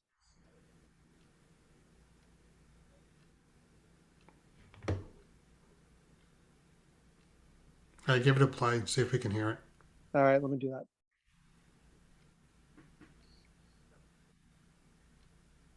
Can you hear volume? No. No. So Mark, stop sharing John, stop sharing. I think when you say share down the bottom, Yeah. there should be 2 checkoff boxes down below that says, Oh, share sound. Yep, yeah, sound and video. Yep. I got it. Thank you. Yep. Do this all day long, folks. Yeah, hold on. Uh-oh.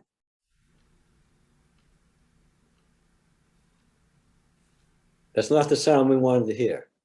Start Zoom. I'll try it again. There we go.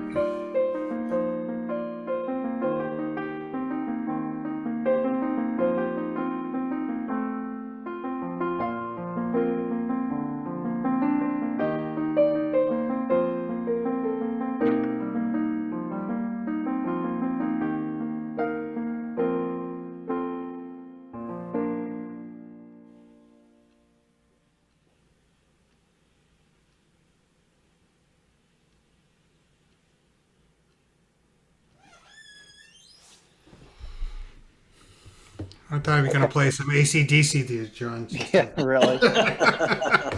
So again, the purpose is just to give you an idea of the types of things I can add images and videos, and I didn't have any more detailed pictures of the Pleasant Street Center. So actually, at this point, I'm hoping to go tomorrow for lunch. So I want to try to take some pictures and add those in as well as comparative. So the section on showing the different pieces was intended to be a comparative assessment of what we had versus what other centers might be. That's a type of thing that I was thinking. Certainly, there's the opportunity for some voiceovers for some of the scripts that I've written, but I didn't do that. I just wanted to kind of show generically what what we can do. We also talked about potentially having some folks on at the end talking about their comments. The goal was to make this about a 3.5 minute video or so.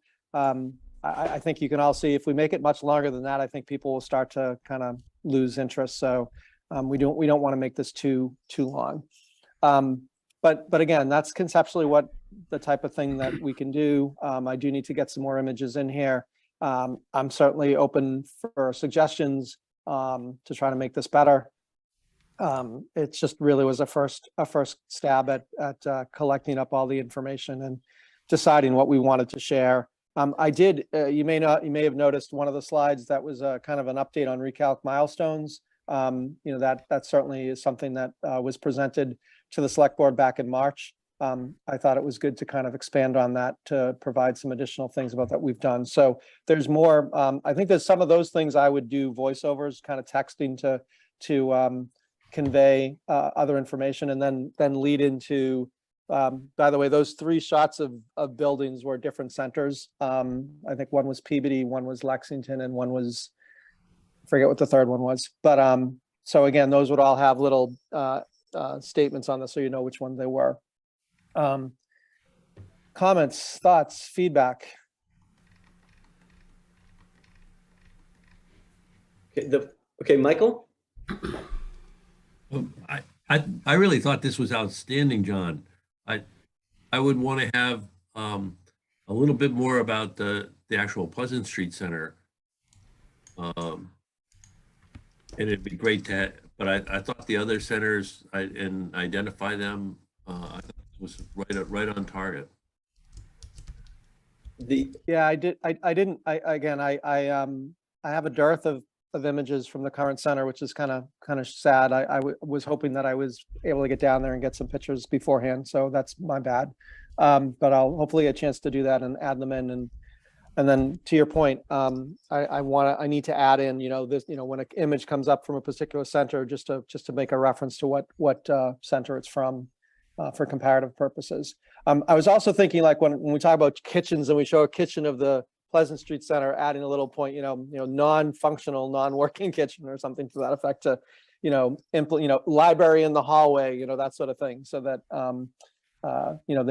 there's some points to what the deficiencies are. So I wish I had a lot more time to work on this. I don't, unfortunately, but I will try to continue to do it. My hope is that, here we are, the end of September. My goal was to originally get it done end of August. Obviously that didn't happen. So I'll continue to work on this and try to have something for the next meeting. John, the focus on some of those early shots was fuzzy. And I don't think that was just my eyesight. Did anybody else notice that? Yeah. So when he produced the quality, it's just the quality of when he produces it. Yeah, Okay. the problem is I'm taking them as images from a PowerPoint. So to Ron's point, there's a way to kind of specify that, but I may not have a whole lot of control over that. The intent is not necessarily for folks to read those in any great detail. The hope is to have kind of a script, so people are listening to some information that's being conveyed when those slides are being put up. Hey, John, I can help you with a lot of this. I've done a lot of videos for corporate, so I got some pretty good tools I can use as well too. So I'm willing to help out. So yeah, Ron, no, I have the software. I've done a ton of video work for my son's theater group in terms of putting all this stuff together. I just literally haven't had the time to do a good job, but I wanted to at least get something out for you guys to see and get some initial feedback on the conceptual view of how this, and I can certainly adjust the timing and transitions and make it look really pretty and do all that stuff, but I just didn't have a chance to do that. No, it's great. Okay, you need about 30 minutes of information to get like 3 minutes of a video done. So yeah, I appreciate that, John. Thanks. Agreed. Okay, Matt. Thanks, John. John Sasso, I think great. What we may want to think about doing is with a few, I know you talked about voiceover, but also with a few captions, if you will. It may make sense to help kind of guide people to what we're saying. In other words, Michael, I think, just mentioned something like more functional kitchen, something like that. And somehow where people are seeing it, they don't kind of just see the impression that it's a showroom, but rather it's, areas that we're talking about making improvements in. It's not taking shots at things. It's not looking toward a Taj Mahal, but it's talking about some, the word functional strikes me as being a really important one as it relates to something like a kitchen. Multiple flexible areas for peak demand, wording to that effect, not heavy words, but a few that just kind of guide people to kind of, what am I seeing? What am I supposed to be thinking as I see these images? I think that'd be really helpful.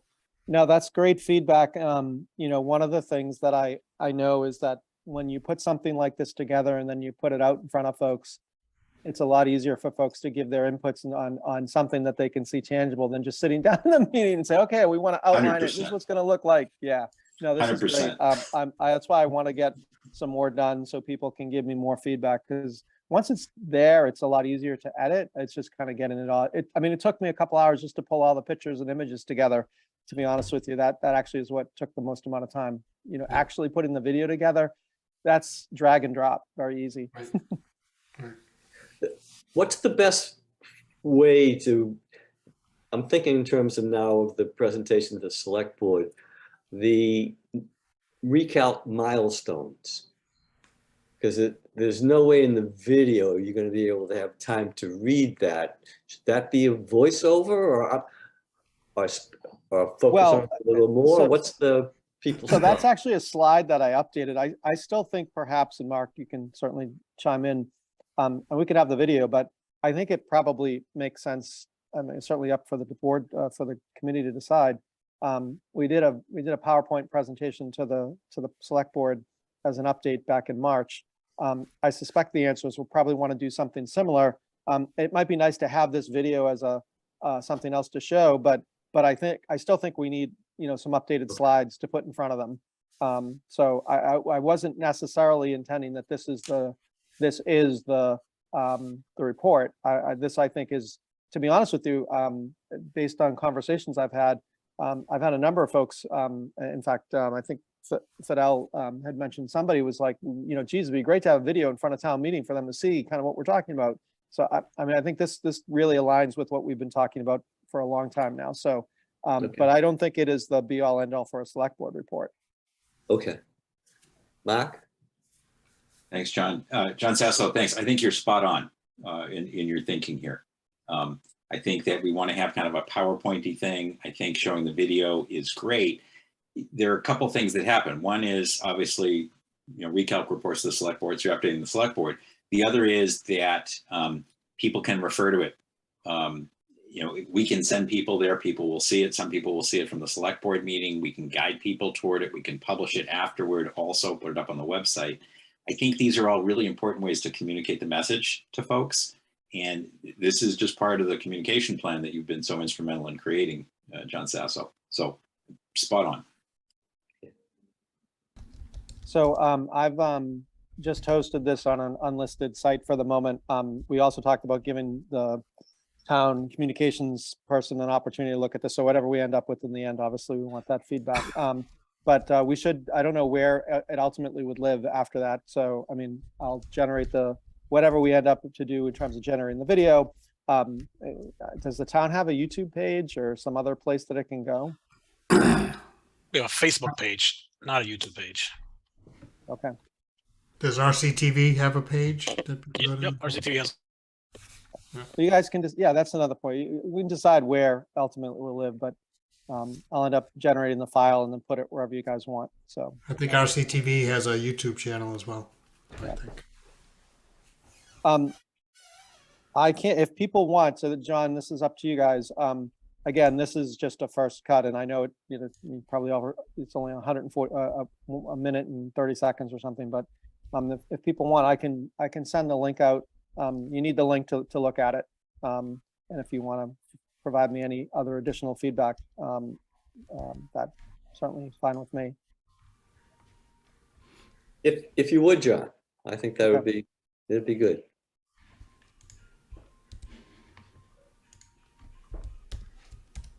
All right, that's all I really have at the moment. I'm obviously trying to keep the communication plan up to date. I think this was the biggest point I wanted to go through tonight, though. Thank you. Okay, but to that, I want to segue, even though they have the town meeting thing first, but the second newsletter, John. The second newsletter is out and it's posted. I'm thinking that might provide the stuff for the material for a slide presentation to the select board. Yeah, I think, well, partially, or well, maybe less than partially. So the second newsletter was really focused on the feedback from the survey, from the forums, from the community forums. There were a few other topics on there. I mean, we can certainly pull stuff from that. Okay. I don't know. This is an interesting question. I mean, we've kind of been driven a little bit differently since that activity, kind of down the path on the Walgreens site piece, which we've done a lot of work on. To what extent, should we incorporate that into our report, or should we stay? I guess I'm just trying to understand, Yeah. how to structure what we put forth. I mean, we can certainly present on any of these topics. We have quite a bit of information. We have the forum feedback. We've got, summary of the 16 center visits, which, we can put together a little bit better. We have, we're going to have hopefully at least some feedback on the survey. We've got the whole Walgreens discussion. What should this actual report look like? It seems like it could be pretty unwieldy if we don't, try to stay focused. Maybe that's a question more for Mark. But I mean, I see this, there's a lot of stuff that we could put on this report. And I think the report that Gene wrote up really covered the basis, and maybe that's really the basis of the select board report. Okay, Mark. Thanks, John. So I think that the latter part of your statement, John Sasso, is spot on. I think it focuses a little bit on kind of the process, the identified needs, kind of the summary of information that we've gathered and how it relates to our feeling about the Herndon Street site, the former Walgreens site. I think whatever we will know on the survey, which I think the answer is for October 11th, not much other than the number of people that filled it out.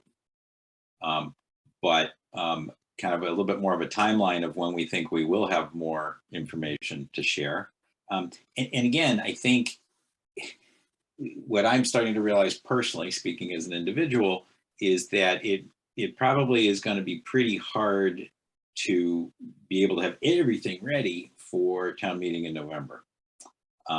But to have as much ready as we can to kind of have things in process, I think that if we're thinking this is something that should go forward, it's going to follow fairly quickly thereafter. So I don't want to make a mistake in going too quickly. I also don't want to take our foot off the gas, because I think we're making tremendous progress. I think that if we want to evaluate this site, we need to act. So I'm thinking that what you said, John, about less about kind of a list of accomplishments and more specific to, here's what we've learned, here are the needs that we've identified, here's how we put it forward, here's how it relates to the site, the Walgreens site on Herndon Street, here are our next few steps, here's the timeline.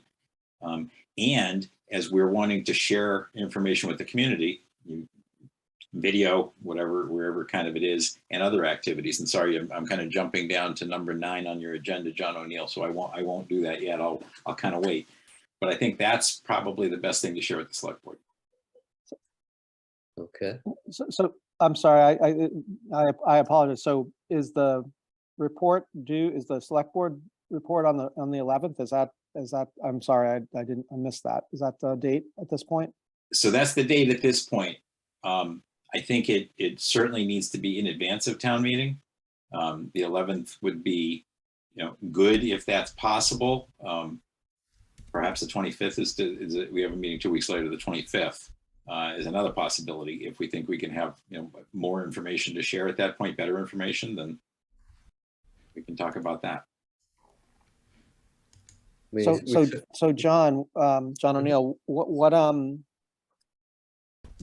would you like to see in terms of putting a presentation, to put a draft presentation? We did this the last time where we put a draft presentation together, we sent it out to everybody, feedback was then sent back individually, and then I don't know if we actually I think maybe we actually presented it back to the team before the board meeting or not. I can't remember that. But if I we're believe talking we the did. 11th of October, I mean, that's basically less than 2 weeks away. The select board packet goes out a week from tomorrow. So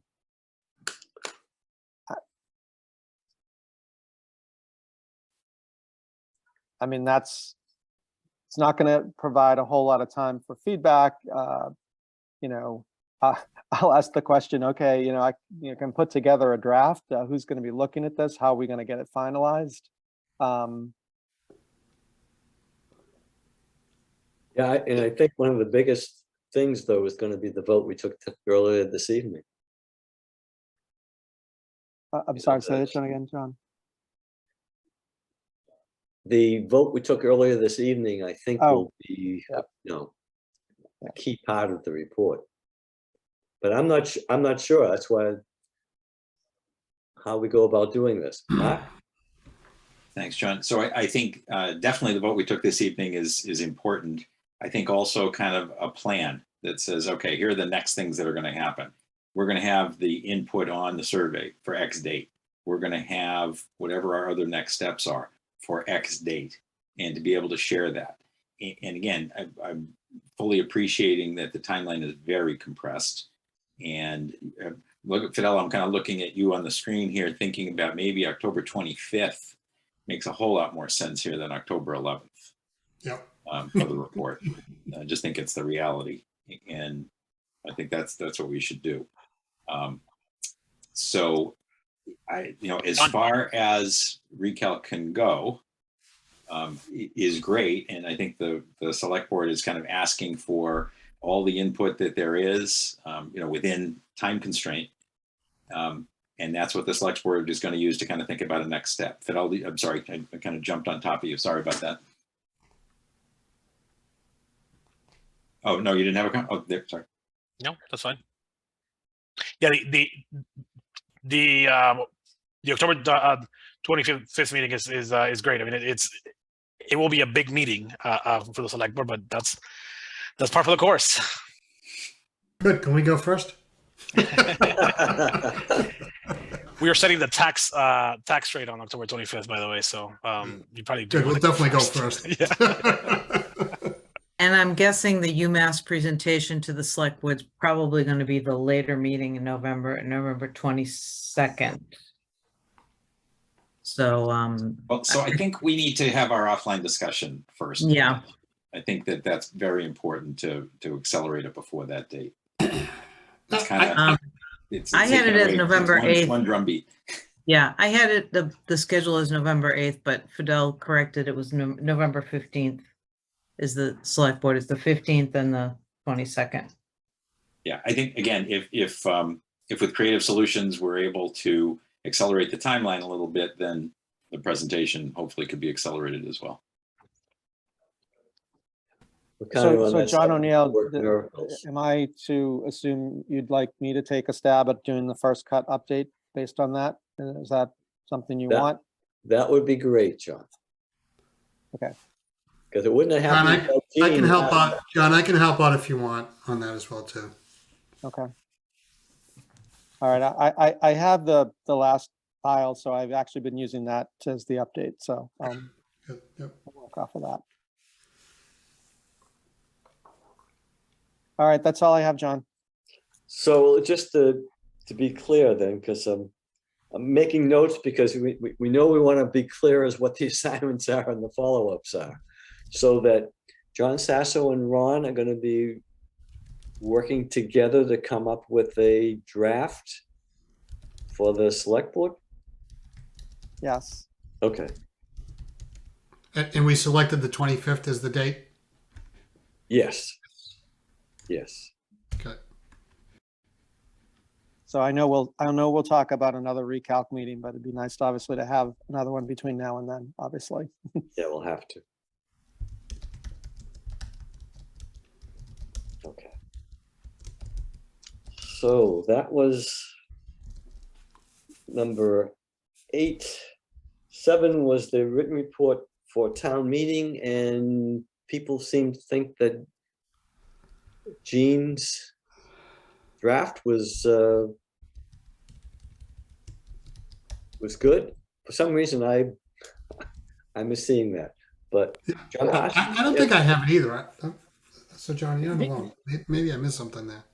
Yeah, The I- only thing that I think should be, I think Gene's thing is very good. But with town meeting, I suspect they have no clue as to what the percentage of the population is in Reading of seniors. And on the very first paragraph, if something just could be added to help create a vision for a new senior center, a new community center for the citizens of Reading, which happen to be 28% or whatever the figure is. I was surprised when I heard the figure, and I suspect it would be good if town meeting knew how large the figure was. That's the only comment I have. okay, Otherwise, I think it's great.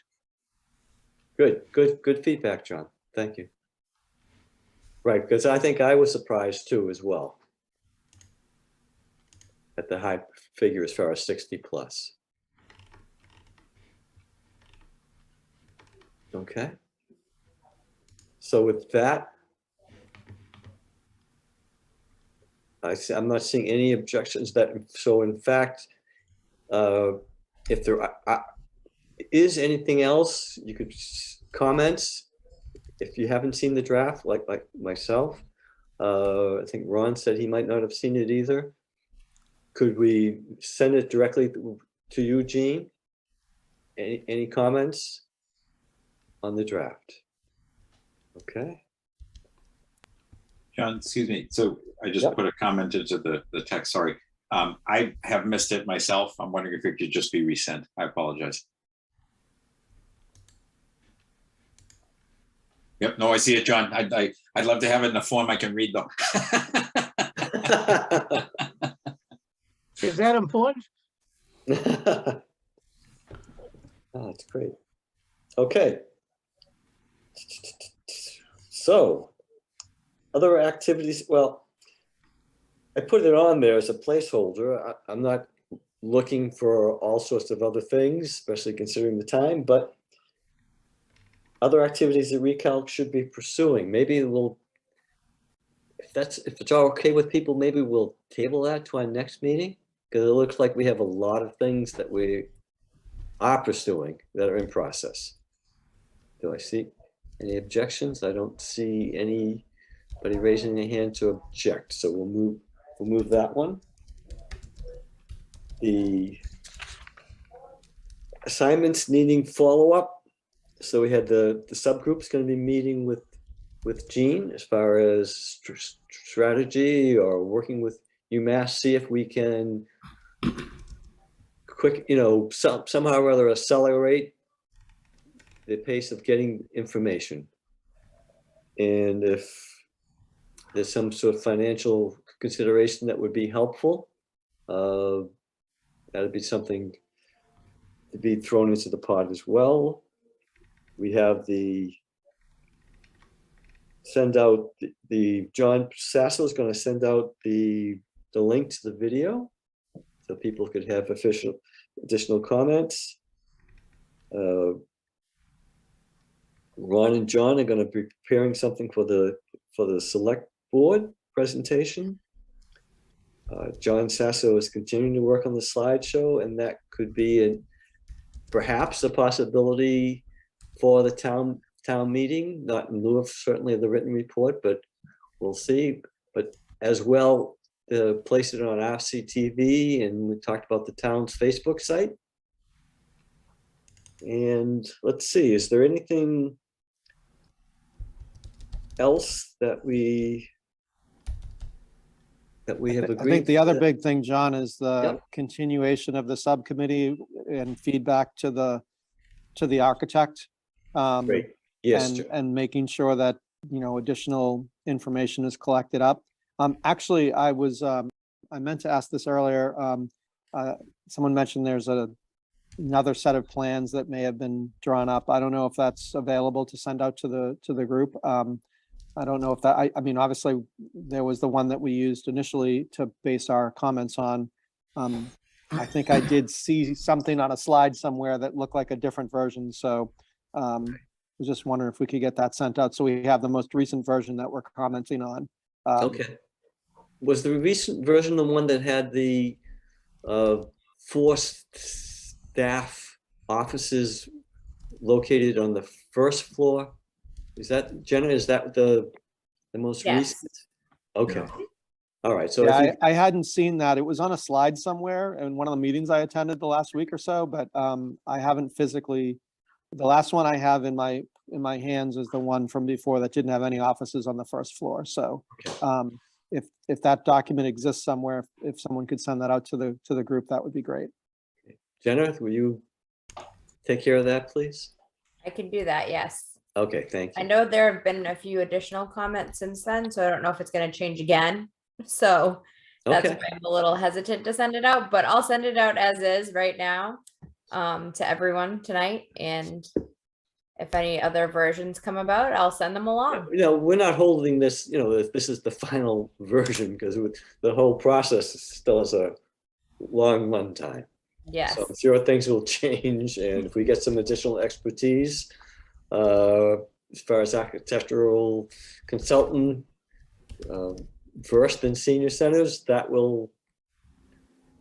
input will be incorporated too, I'm sure, into the design. So I didn't forget about that, Marilyn. It's just that's how we do it. Yeah, Jean. Yeah, if I could just ask, I think if Jenna's gonna resend the packet, the report was in the packet, at least the packet that I got via email from Jenna, but there was a whole list of documents, so I'm guessing maybe it got mixed up. People Yeah, didn't- that I did see. I actually did see the Okay, latest so thing. if Jenna can resend the packet, and then just everyone should make a point to look, because there's several attachments in the packet, just scroll down to look for it. And then if you could get me the comments back, really, I need them by no later than by next Wednesday so that I can finalize it and get it ready for the Okay, next draft of the town meeting warrant. okay, Okay, so great. Up, that would be helpful. Michael? I think in the most recent thing from Jenna, it had the report and a couple of spreadsheets that John Sasso and I had put together and something else, but it didn't have the drawings. So I think that was a previous thing. Yeah, But, no, the email that Jenna sent out absolutely had all that information. It didn't have the most recent drawings. Right. The drawings were sent out actually, I think the last meeting notes. But what I was just asking is, I know that there's been another update, or at least now you guys have confirmed for me that there's been another update, and I'd certainly like to see that, obviously. Right. All right, so now at the point, next meeting date. I mean, given the. Now, whatever we are going to show the select board, when do they have to, does it have to be in their packet? Yeah, ideally the Thursday before. Sorry, Mark. So Thursday the before. by the 20th, ideally. Okay.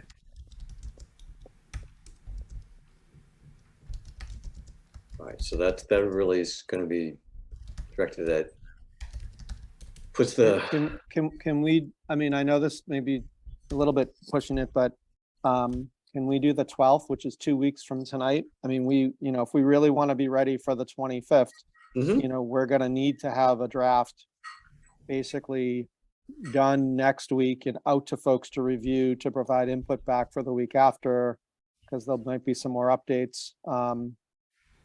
I know the week of the 19th, unfortunately, well, at least for me, that's a bad week. I'm tied up most of the evenings that week. But I think we should, if we can, we should try to, in 2 weeks, kind of circle back. We've got a lot of things going on before before the select board meeting, as well as town meeting coming up in November. And maybe by then we'll also have some further feedback on where things stand with UMass.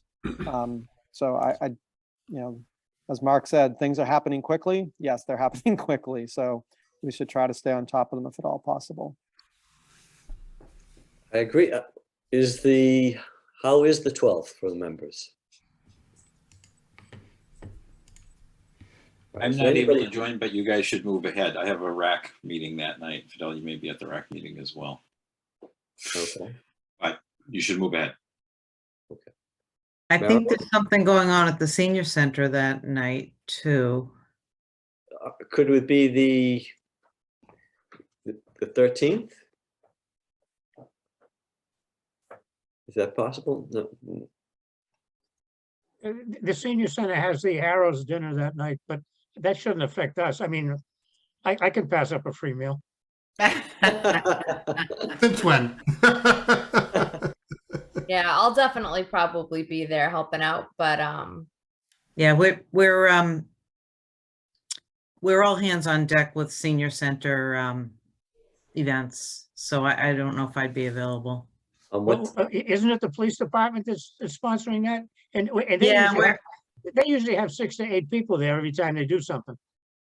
We have a few things administratively that Jenna and I are working together on, so I think we're gonna be tied up that night. how about the 10th? The holiday. Columbus Oh, Day. yeah. Columbus Day. All right. Okay. Did you say the 13th doesn't work for anybody? It looks like the 12th would actually be better except for Mark. I'm sorry, the 13th would be fine. Anybody else? What was the conflict for the 13th? Senior Center. The senior center conflicts on the 12th, The 12th. does it not? Yeah. Oh, okay, so the 13th is okay? Yep. I was- I have a conflict, but go without me. Yeah, I have a conflict on the 13th also, That's what I thought, okay. Okay. but We need to work on this. So, we need to have it that week. October's busy. I don't really want to go to the following Wednesday. Hmm. That's too long. Could we? If you want to go back to the night that the senior dinner is, Jenna and I maybe can conquer and divide, and I can go on the early side, and yeah, we'll split it up that way. How's that? So we're back to the 12th? The 12th. Actually, we can 12. zoom from the dinner. Yeah. Real-time updates. Yeah. There Yeah. goes my free meal. Carolyn, was your hand up about the date? No, my hand is up about the packet, but The packet? What about the yeah, packet? what we keep coming up against this, it seems like each meeting we agree the Council on Aging will be on the recipient list of the packet, but then it works for about a month and then we fall off the packet track again. If we could be on the packet distribution list, that's all. Certainly. Thank you. Sorry that it happened. No, it goes back and forth. And Jen, I know you've got a ton of stuff on your plate and packets flying all over the place, but if you Okay, could get so the two- you want every single member of the Council on Aging to get the recalc packet too? So when Ideally, there's yes. like a meeting or an agenda, just put all of them on that. Yes.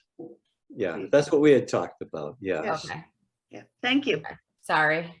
It No wasn't that prob- way no problem. initially. It was, it was Marilyn and I think Nancy, but then it was extended to just be all the council. Yes. on Okay. Aging members. I'm sorry about that. No, No, no, that's- no problem. Thank you. No, it's been a lot of things you have to juggle, so. Yeah, you've got tons of paperwork on your plate, Okay. so no problem. Thank you very much. So it's gonna be the 12th.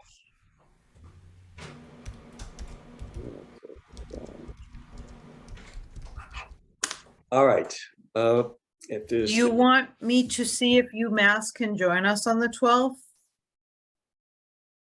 that'd be good. I don't know, I don't know if they can or if they, Mark has his hand up, Yeah, yeah. can I suggest, I think we need to chat with them before then. First. and yeah, then- but yeah, we and talked then- about Recalc wanting UMass to come to Recalc before they go to the select board. So I'm just trying to navigate that. Yeah, I guess depending on what they could share, I'm not sure what they'll have to share on October 12th, though, right? Yeah, I don't know. Unless we Even get if some we can work through it. preliminary numbers that they can share. Would recalc be okay with a combined council on aging recalc Yes, I had select suggested board that. meeting for UMass to attend? And Oh, then select board? maybe we could, ease up on the number of meetings for them to come to so that they could focus more on the data. So it'd be a joint meeting of 3 boards at the select board meeting. Well, I'm looking to Mark and Marilyn. What night are we talking now? I don't know. Oh. We initially, the schedule was for them to appear to the select board in November. And we're now discussing, In principle, I think that's an excellent idea. It's been a Okay. long time since we brought the whole boards together, and Yeah. we need to move forward on this, and we want to be Okay. helpful. So, we'll work offline on what that might look like for a date. But if Perfect. everyone's in agreement to just have one meeting and have every board there and all boards, that'd be hopefully streamline it a bit. Mark? So I think in terms of the presentation that can work, I think that I'm assuming it'd be a select board meeting that's going on. I think the other groups would then have to adjourn. So that would be Yes. your entire topic for that evening, just to be clear. Right. Yep. Thank Yeah, you. that to be posted, yes. For each committee. All right, and then also that reminds me, when we do have a select board meeting, we really have to either post it or we'll have to agree that not everybody, no more than 3 members are gonna be, If in doubt, post. It's easy. That's a better rule. okay. Did you catch that, Jenna or Jean, whoever would be posting? Okay, thank you. All right, is there any other business to come before the group before I entertain a motion to adjourn? Okay, thank you all. Motion so to much. adjourn. Motion to adjourn. Second. And now I'll take the roll call since it's not debatable. Mark Doxer, Yes. John Parsons, Yes. won't forget you this time, Ron Orsini, Yes. John Sasso, Yes. Michael Coltman, Yes. Nora Bucko, Yes. John O'Neill, yes. Thank you all. Once again. Thanks, everybody. Thanks, Hey, John. everyone. Good Thank night. you. Bye, thank you.